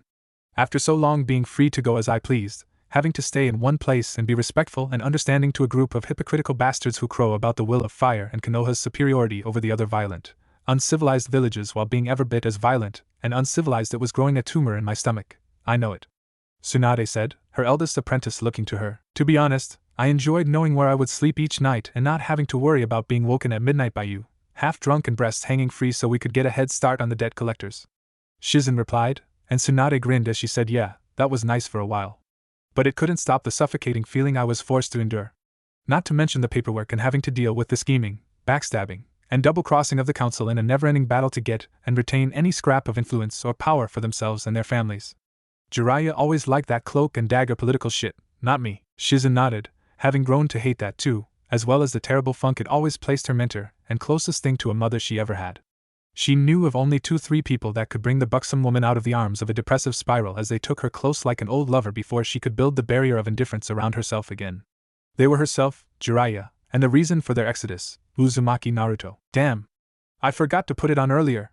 Tsunade muttered, and Shizen looked to her sensei curiously, wondering what she meant. She knew the elder woman was already wearing panties, and there wasn't a bra in the world able to contain her massive bosom. Anything else was quite easy to see, but before Shizen could ask, Tsunade had taken out a scroll, opened it, and with a quick nip of her thumb, dragged a swath of blood across a storage seal. In a burst of smoke, an all-too-familiar, conical hat appeared atop it. Tsunade Shusho.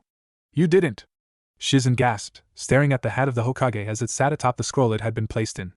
She watched as her mentor casually took hold of it and placed it on top of her head, giving the dark-haired woman a grin. The sun was really beginning to bother me, Shizen, Tsunade said, her grin growing, but the woman merely stared at the hat resting atop her master's head, muttering Tsunade Shusho. What?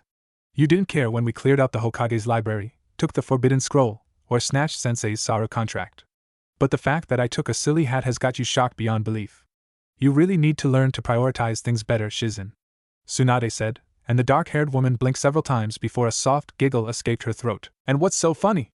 Tsunade asked, and fighting down her giggling, Shizen answered, it's just that you two told me to prioritize better.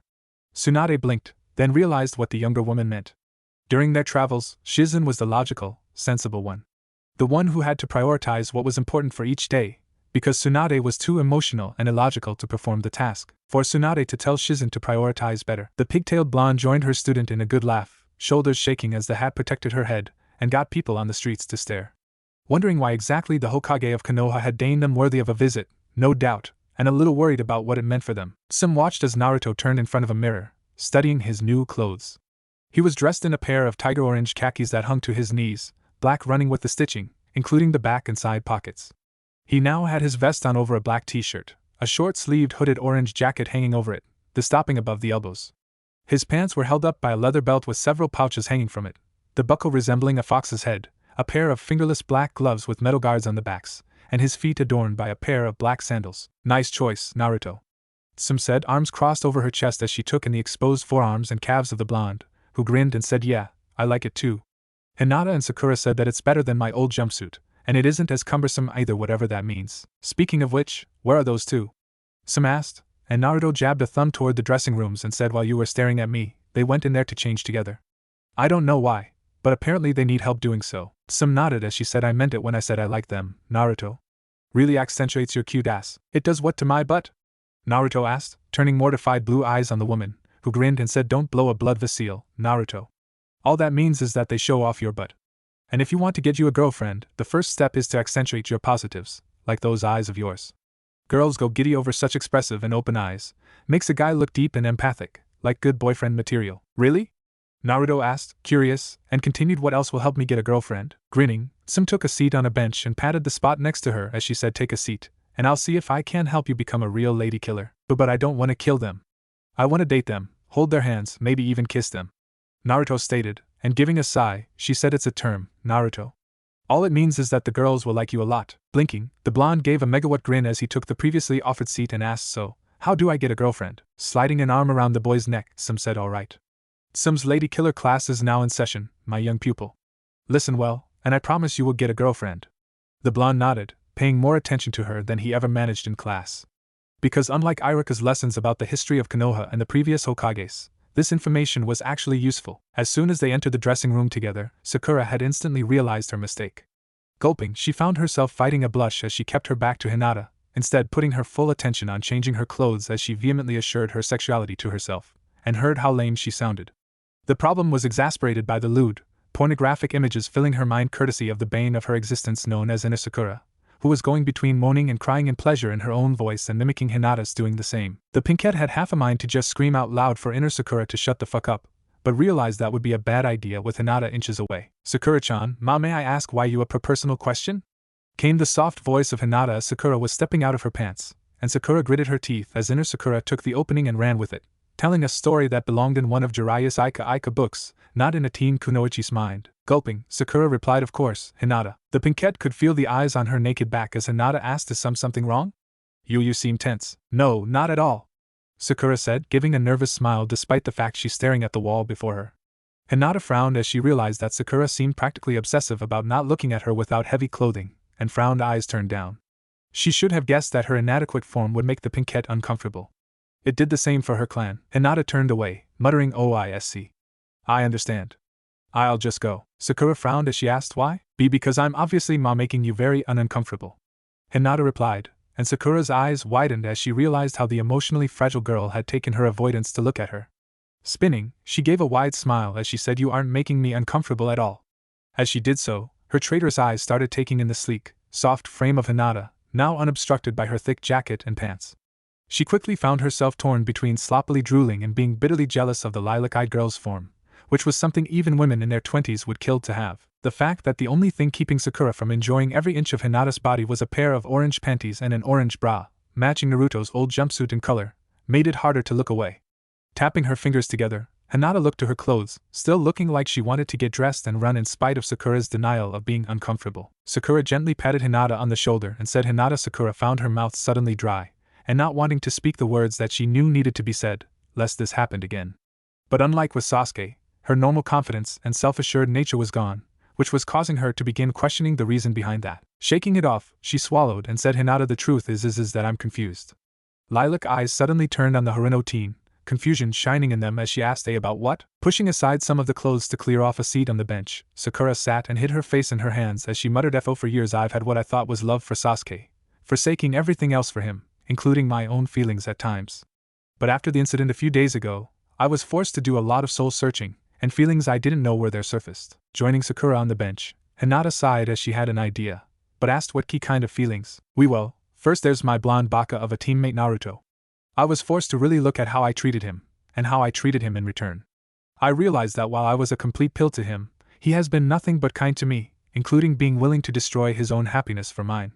God, I was such a shallow bitch, Sakura said, and Hinata frowned at hearing how she treated the nicest guy in Konoha, in Hinata's opinion, at least, but her disappointment began to dissipate as she realized Sakura had seen the error of her ways. Then there's why you, Sakura said, and Hinata's eyes widened as she waited for Sakura to continue, nervous of where this was heading. Sighing, Sakura hugged herself as she said, I've been having thoughts. Traitorous thoughts about you and me together. The last word was so soft that Hinata had to strain to hear it.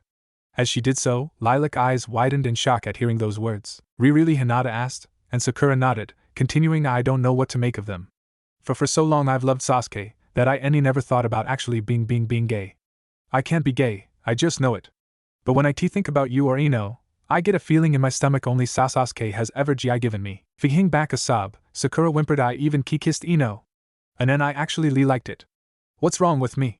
Why can't I be normal? Hinata saw how this was agonizing her friend, and Hinata's caring, nurturing side took over as she wrapped her arms around Sakura and pulled her close. Sakura tensed momentarily at being against the Hyuga's nearly nude form, but as slender fingers began stroking a head of pink hair, green eyes flooded with tears as she wrapped her arms around Hinata and buried her face in the girl's shoulder, tears flowing freely. Shushing her and rocking softly, Hinata whispered gently, Sakura-chan, there's nothing wrong with you. You are normal, I promise. And no, I'm not. I like GI girls. How is that normal? Sakura cried, and Hinata blushed as she answered because and allowed it to end at that, embarrassed to continue. Sakura blinked, sniffling as she asked, because why? A dry, humorless chuckle escaped her throat as she continued, it better not be because I said so. And no, Hinata said, and Sakura asked, then why? Sighing gently, Hinata replied, because when I was a little girl, my mom was pre-pregnant with Hanabi, but she was sick. One day she asked me to sit with her on the bed with her. She hugged me close and told me that she loved me, and then she had something I'm important to tell me. Sitting me in her lap, she gave me a weary smile and said that I shouldn't marry FO for clan pole politics, but for love. To not make the same mistake as her. Sakura sat in silence, enthralled by the story as Hinata continued. She told me that she cared for Titu-sama, but didn't love him. She said that there was another person she loved, but could never be with. Who? Sakura asked gently, eyes looked with Hinata's watching the swell of emotions within the lilac-colored depths. Hinata smiled and said her name was Mikoto, Sasuke's mom. She explained how they'd been close as genin, and how they grew to love one another as time passed. But unfortunately, CLA clan politics got in the way, and FO forced them to be apart. To marry men they didn't love to make the elders happy. I was confused at first, and asked if it was okay for GI girls to love each other like boys and girls did in my storybooks. She laughed softly and said that of course it was, that there was nothing wrong with boys loving boys or girls loving girls. She then kissed my forehead and told me that no matter what, I should always love who I wanted, and not listen to those farts on the elders' co-council. I giggled and told her she was silly, and she smiled, tickled me, and said that I was her little ray of sunshine. Gulping, Hinata wiped the tears from her cheeks and continued she died a short time later while GI giving birth to Hanabi Minakoto-sama was at the funeral, and she cried like a woman who lost a love and not a our friend cried. I didn't know at the time, but as time went on, I figured it out, and took mom's words to heart. Smiling sadly, Hinata looked to Sakura and asked in my mom, I isn't a liar, is she? Sakura smiled back and shook her head as she said no, I don't think she is. The two sat in comfortable silence before Sakura said thank you, Hinata. For caring, and for telling me that story, you're welcome. Hinata replied, and Sakura grinned and said we better hurry up and get dressed. Wouldn't want those two perverts on the other side of the door getting any ideas, would we, Sakura-chan? Hinata gasped in astonishment, but the pinkette merely stuck her tongue out and said it's true, Hinata. Still Hinata murmured, even as the two began getting dressed, a heavy weight beginning to drop from both their shoulders. When the two exited the dressing room in their original clothes with a few sets of clothes they liked in their arms, they quickly realized that not only were both Naruto and Some staring at them, but the dark-haired girl sitting at the front counter was watching too, red eyes shining with curiosity. Mind telling us just what the hell was going on in there? Some asked, and both girls blushed as Sakura answered just having a heart-to-heart. Just having a heart-to-heart? Some asked, an eyebrow raised and a mischievous smirk on her face, to which Sakura waved her hands before her, as she said we were not doing that. I believe ya. You and Hinata aren't perverts like Erosenin, Naruto said with a confident grin, and Hinata smiled softly, her blush darkening at the praise received from the praise. Well then, why don't you and Hinata go out later, just the two of you? Sim suggested with a wink, to which the blonde blushed and said I doubt Hinata would want to go out with just me. Giving a self-deprecating grin, he continued who would? I'm just the orange-clad knucklehead Baka, and Noon wants that in a boyfriend. I do. Hinata and Some thought at the same time, but Hinata spoke aloud, saying I would be honored to go out with you. Really? Naruto asked, and at the girl's nod, Naruto's self-deprecating grin became a beaming megawatt smile as he said okay. Say Hinata, why don't you and Naruto go get some clothes for a nice dinner together? Some suggested, and watched as the smiling blonde and blushing girl disappeared into the clothing racks. Turning back to Sakura, Some motioned to the bench and said now you will sit down and tell me what you and Hinata were talking about. Do I have to? Sakura asked, and Some said Sakura, I want you to trust me when I say that you can confide in me. No matter what's bothering you, I assure you that you can come to me and I'll do whatever I have in my power to help you. Sakura nodded with a sigh, took a seat, and began telling the Inuzuka matriarch what she told Hinata. Some sighed as she watched Hinata and Naruto sit nearby with their bags from the store, having a small conversation. Though blushing seriously, the former heiress was slowly becoming more comfortable with talking to the blonde. It was actually quite adorable, though she couldn't stop the twinge of jealousy in her chest at the sight. The twinge was attacked and ferociously stomped down, aided by the knowledge that she set it up in the first place. To stop the jealousy from simmering, she quickly turned her mind to another problem. That being Haruno Sakura and her confusing and conflicting emotions. Some knew she said she'd help the girl any way she could, but unfortunately there was very little she could do but be a comforting, supportive figure and hope for the best. And as an Inuzuka, she despised being in such a passive role in any situation, especially one where someone she cared for was hurting and it meant she couldn't help them fix it. Rubbing her temples, she turned to the pink-haired girl sitting nearby, who was being unusually reserved at the moment. Of course, the Inuzuka understood, considering the fact she'd spilt her guts not once, but twice in so short a time. The girl was feeling emotionally drained. Sighing again, Some patted the girl on the shoulder, causing the pinkette to look to her. Some did the only thing she could at the moment, and gave the child a comforting smile. Sakura returned it with a weak one of her own, before returning to looking at her hands in deep thought. Of course, thinking about Sakura forced the woman to think about her little conversation with the young cashier in the store. Flashback no jutsu. Some looked over the clothes resting on the counter in 3 piles, one for Naruto, one for Sakura, and one for Hinata. The 3 of them stood nearby, Naruto talking happily to the young Hyuga, who smiled softly, blushing as she listened. Meanwhile, Sakura just stood nearby, watching the duo with something akin to jealousy on her face as she did so. So what was with the girls in the dressing room? Asked the red-eyed woman with a grin, and Some scowled as she said I don't believe that's any of your damn business. Aw, don't get all mad. I'm just curious, that's all.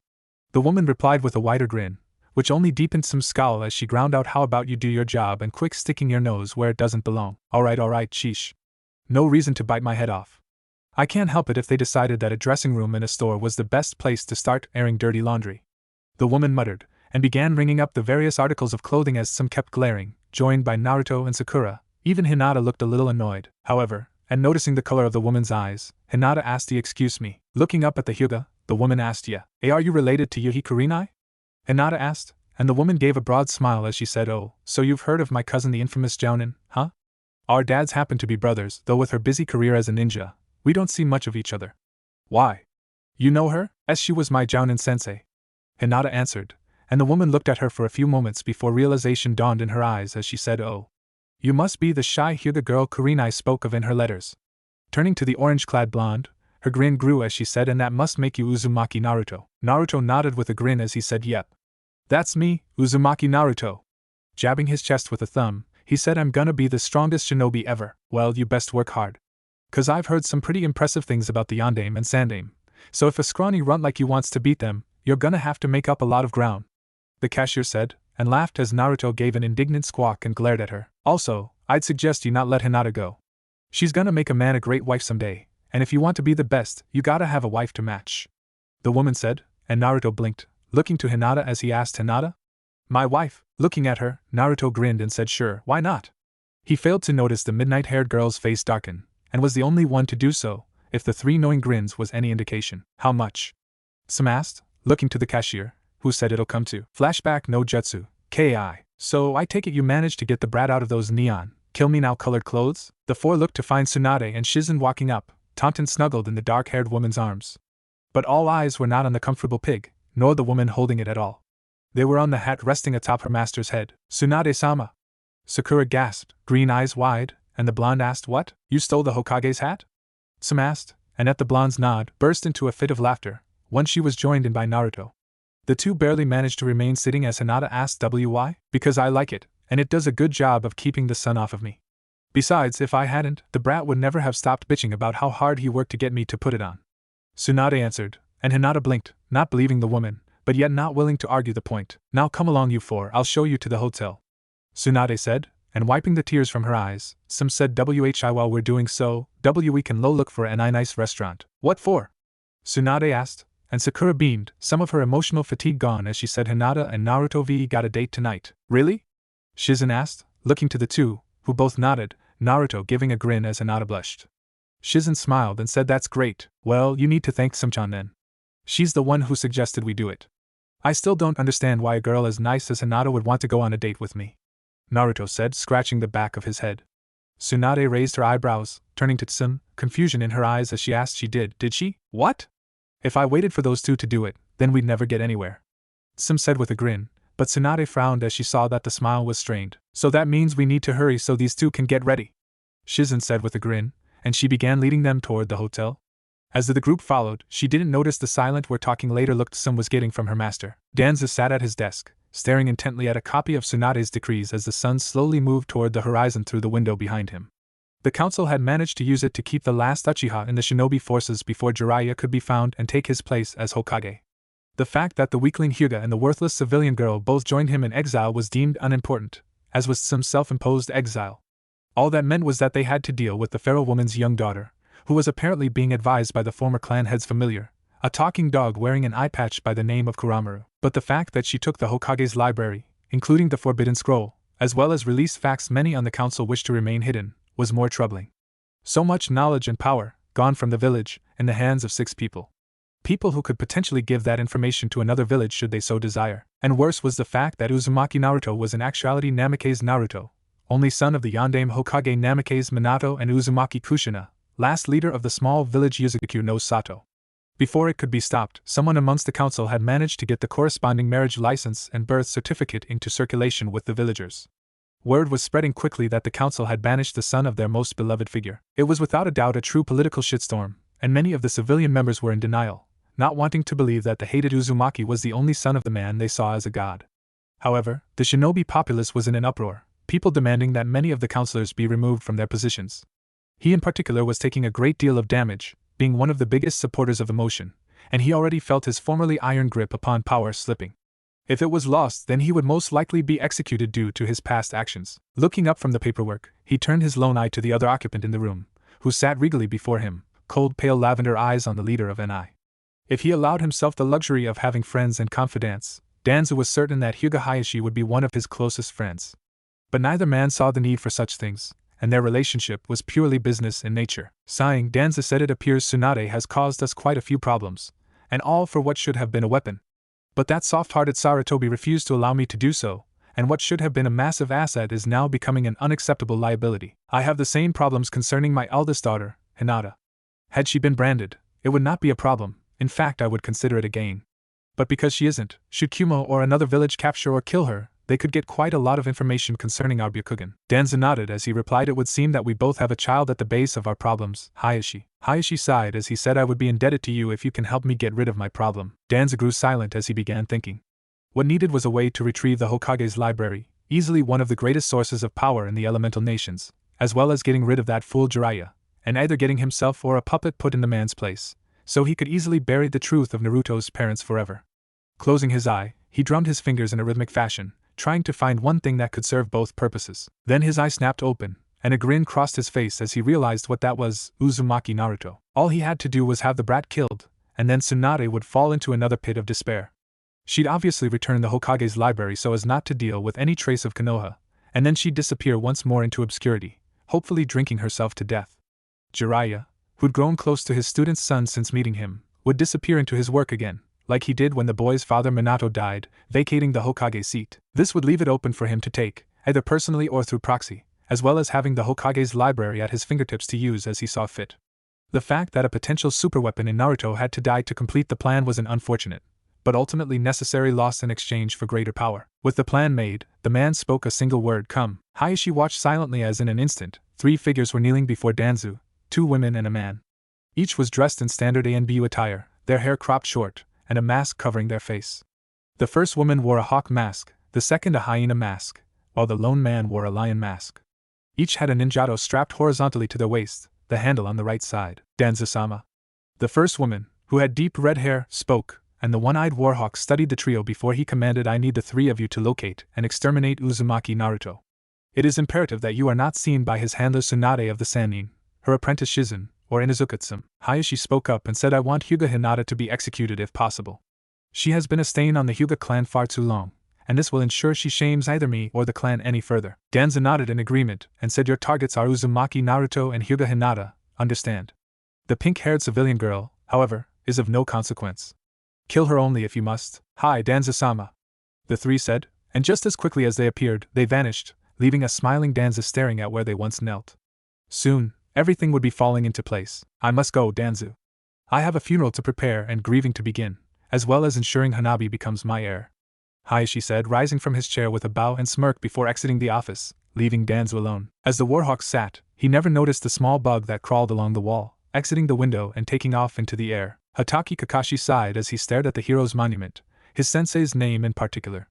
The information he'd learned earlier today was indeed troubling for the man, namely the fact that his former student, the one he'd sacrificed so Sasuke could take his rightful place as a true shinobi of Konoha, was in fact the son of a man he thought of as a father. That the malnourished, emotionally abused, lonely orphan that seemed to make the perfect footstool for his beloved student was in fact the only heir of Namikaze Minato had been causing him much trouble since he first learned of it from Guy. This new information had caused the delicately crafted fantasy he'd created and cultivated for so many years to begin breaking and falling apart, the damage far more severe than what Sasuke's taunts had done in the hospital.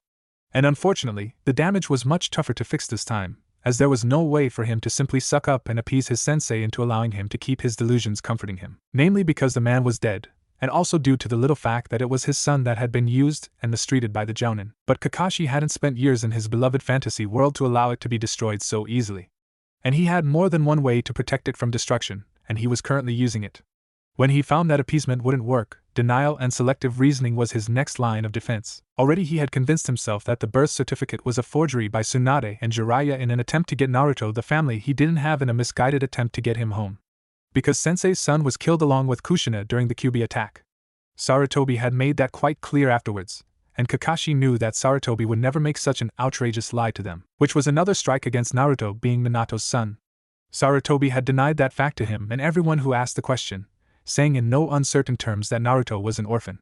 So if Sarutobi, one of the strongest, most beloved Hokage, stated that Naruto wasn't Minato's son, then the blonde wasn't Minato's son. Besides which, Naruto was a dobe, destined to be nothing more than another no-talent shinobi like Irika, and it was in Konoha's best interest for Naruto to be used to make Sasuke stronger, a more effective shinobi. And that way, Naruto could at least claim to have been the legendary Sasuke's teammate, so Kakashi was doing the boy a favor by ensuring that Sasuke was a great shinobi, even if it seemed to cost Naruto in the long run. Looking up at the sky, Kakashi grinned under his mask. It was time to meet up with Sasuke and start training him. Jiraiya sighed as he looked to the man standing before the Hokage's desk, arms held at his sides, sunglasses hiding his eyes, much like his red trenchcoat hid the rest of him. Steepling his hands before him, the Rokudaime Hokage looked over the man standing before him as he asked, "Are you certain that Danzo and Hiashi have decided to have Naruto and Hinata assassinated by NI operatives?" Nodding, Shibi said, "Hi, Hokage-sama. One of my Kikaichu hidden within Danzo's office brought this to me, and they would not deliver false or inaccurate information." "I know," Jiraiya said, letting out a deep rumbling sigh as he continued, "I thank you for doing so. Hyuga Hinata is a friend of my son Shino, to say nothing of the fact that this is not only treasonous, but disturbing behavior. In light of those facts, I could do no less than let you know of their actions," Shibi said, and Jiraiya smiled as he said, "I'm glad to know that some of the council remember exactly who is in control of Konoha." Shibi, "Of course, Hokage-sama," Shibi said with a nod. "I just wish I could use that information to string both of them up by their toes and take a rusty cheese grater to him. But unfortunately, your testimony alone isn't enough to have the head of the Hyuga clan or Danzo," Jiraiya said, and Shibi replied, "I understand, Hokage-sama. The villagers aren't very accepting of my clan and our symbiotic relationship with the Kikaichu." "That too," Jiraiya muttered, requiring all his self-control to not find Danzo or Hiashi and practicing his Rasengan on them until they were so much ground beef to be fed to the Inuzuka hounds. "What will you do, Hokage-sama?" Shibi asked, and Jiraiya gave the man a smirk that caused a chill to run down his spine as the white-haired Sannin said, "I'm afraid I can't tell you that. Nothing personal, it's just best if as few people know exactly what I'm doing as possible." "Of course, Hokage-sama. I will take my leave now and allow you to get back to work," the Aburame head said with a bow, turning and exiting the office as quickly as he could without running. Jiraiya couldn't stop his chuckle at the way he had managed to unnerve Shibi well, as much as you could actually unnerve an Aburame, anyways. Sitting back in his chair, he quickly came up with a plan, and smiled. Sometimes the best plans could be the simplest, and this plan was indeed simple. And the necessary pieces were already in the room. "All right, you two, you can show yourselves," Jiraiya said, and a pair of A and BU appeared before his desk and knelt, heads down. "At ease," Jiraiya stated, and the duo rose to their feet, hands held behind their backs, the first asking, "What do you need of us, Hokage-sama?" "Well, I already know you heard my meeting with Shibi, correct?" Jiraiya asked, and the duo nodded once. Smiling, Jiraiya said, "In that case, I have a mission for the both of you." "Which is?" the second asked, and Jiraiya said, "Cat, Wolf, you are to locate the 3 members of NI sent after the Sannin Tsunade and her group and eliminate them. Then you are to locate said team and join them to aid in protecting the son of Namake's Minato and the former heiress Hyuga Hinata. During your time as bodyguards, you are allowed to remove your masks for their ease as well as yours. Is there any part of your mission you do not understand?" "No, Hokage-sama," Wolf stated, and Jiraiya said, "Very good. Do your job well enough, and when the time comes, you two will be the ones to execute Danzo." Even though he couldn't see their faces, he could feel the happiness radiating off the duo at the chance to do that. "Hi, Hokage-sama," Kat said, and with a smirk Jiraiya said, "Dismissed. Remember that time is of the essence." Both nodded and disappeared as Jiraiya turned in his seat to look out the picture window over Konoha. He almost felt bad about how easy that was. Simply offer them the chance to execute the man who ordered their sensei dead, and they would walk barefoot through hell for it. Sighing, he wondered just how things would turn out, and if the two would even get the chance to get rid of the old Warhawk before it was over. Naruto exited the bathroom of a 3-person bathroom suite dressed in a black shirt with sleeves that reached his elbows, a black version of his chunin vest over it, a pair of black slacks with a snakeskin belt, and black shoes, gritting his teeth as he resisted the urge to scratch at his hair. It was slicked down with a tube of hair gel, and even then it was struggling to be free, trying to break the shell that currently held it down. "Oh, don't be such a baby, Naruto. It makes you look nice," Sakura said from within the bathroom with a sigh, and Naruto blinked, turning to the pinkette as he asked, You think?" "Yeah. Besides, I worked damn hard to make your hair get that neat, so don't do anything to ruin it," Sakura said with a glare, causing the blonde to smile weakly as he said, "I wouldn't dream of it." Fussing with his vest, Sakura said, "Now remember, when you're with her, you need to eat politely, speak with your indoor voice, and don't get too rambunctious with your movements while talking." I know," Naruto said, rolling his eyes as Sakura glared at him and said, "I want you to remember that Hinata deserves to be treated with kindness and respect on this date, and you need to be on your best behavior. If you pull any of your normal nonsense, it'll not only make you look bad, it'll make her look bad. Really?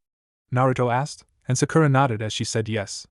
I understand that you've been alone for most of your life and only had to worry about your own reputation, but when you're out with someone, your behavior reflects on them too. And you don't want Hinata to have a bad reputation because of you, now do you? Naruto's eyes widened, head shaking rapidly as he said no. Hinata seems a little weird, but she's always been nice to me, and if she's always been nice to you, then she isn't expecting too much for wanting you to show her a good time, am I right? This time Naruto shook his head negative, and the pinkette could see the resolve to ensure Hinata receives her good time forming in his azure eyes. Sakura grinned, patting the blonde on the head, careful not to muss his hair as she said good boy. The blonde silently sent a scowl that looked more like a pout at her, but remained silent, arms crossed over his chest. Oh, don't be like that, Naruto. I'm only teasing you, Sakura said, and Naruto relaxed, grinning as he asked, do I look good, Sakura-chan? Yes you do. And don't you dare mess yourself up, 'cause I worked hard to make you look so good, Sakura said, and the blonde sent her one of his bright smiles as he said I wouldn't dream of it, Sakura-chan. Causing her to smile too. Her mood had already on the rise since coming to the hotel, and helping Naruto get ready brought her spirits up to about normal. Now you do remember how to greet Hinata, right? Sakura asked, and Naruto nodded, not quite sure why this dating stuff had to be so difficult. It was simply friends going out for dinner, right? Good. Now come on, we can't keep her waiting, Sakura said, and placing her hands on his shoulders, guiding him to the other suite they were renting. Standing before the door, a wave of nervousness flooded the blonde as he slowly reached up and knocked on the door. Ghouling, he watched as it opened and found his mind bereft of any other thought once his eyes landed on Hinata. Her hair was pulled back into a small bun on the back of her head, a pearl necklace around her neck, and she was either blushing softly or she was wearing some makeup to make her look like it. Her hands were held before her, and a strapless black dress draped over her form, accentuating her figure without detracting from it, a pair of high-heeled sandals on her feet. Hinata, you, Naruto stuttered, and Sakura gave a soft jab to his back, allowing him to finish look beautiful. Really? Hinata asked, and Naruto nodded as he said yeah. You're gorgeous. Hinata's blush darkened softly as Naruto offered an arm to her. Smiling gently, she took it and stood by his side, trying her hardest not to faint. Smiling sheepishly, Naruto began walking with Hinata, the Hyuga having to make sure she placed one foot securely before the other, lest she trip over them. Watching the two leave, Shizen sighed as she asked, they sure make a cute couple, don't they? Smiling softly, Tsunade wiped her eyes dry and said, yeah, reminds me of my time with Dan. The good memories, letting me remember why I loved the goof. Some smiled sadly and said, I remember my first date with Kiru. Big idiot managed to trip over his own feet while we were walking to the restaurant. But he managed to make the mistake look so adorable, and was so cute when he got up embarrassed. Don't know how, but he managed to not only get me to fall in love with him, but also go through pregnancy twice. Tsunade nodded before chuckling as she stated, listen to us.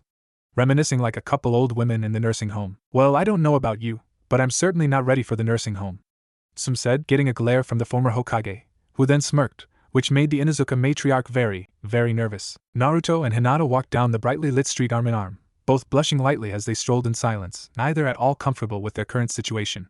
As they walked, Naruto looked to the sky and smiled as he said, the moon's full, Hinata-chan. Turning pale lavender eyes to the glowing orb in the sky, Hinata smiled as she said, it's beautiful, na Naruto-kun. Yeah, Naruto said then, remembering something he'd seen in a movie once, added, but you're prettier. At the sudden compliment, the former Hyuga heiress' cheeks darkened, and she had to fight to not faint as she asked, really? Of course, Naruto said with a beaming smile that, in Hinata's opinion, put the celestial body in the sky above to shame with its brightness.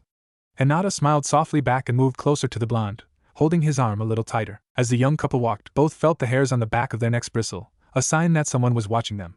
But not wanting to ruin the moment, neither spoke of it, chalking it up to Sakura, Tsum, Shizen, or Tsunade watching them, probably taking pointers from me, Naruto thought with a sense of pride. However, either knew that they were target for assassination by order of Danzo and Hiashi. Hyena stood in the shadows of a rooftop, her hand on her mask, a thin bamboo blowgun with metal lining the inside in her hand. Watching the pair walking down the street, she pushed her mask up and brought the blowgun to her lips as she took a deep breath, aiming for Naruto's neck. However, before she could blow, her eyes widened, the deep breath released in a silent gasp as she dropped the blowgun, which rolled harmlessly away. A gloved hand placed itself over her mouth, pulling her head back to allow a thin blade to cut deep into her neck. Allowing the corpse to drop, the cat-masked woman casually wiped the blood from her blade on the dead woman's shirt before returning it to its holster.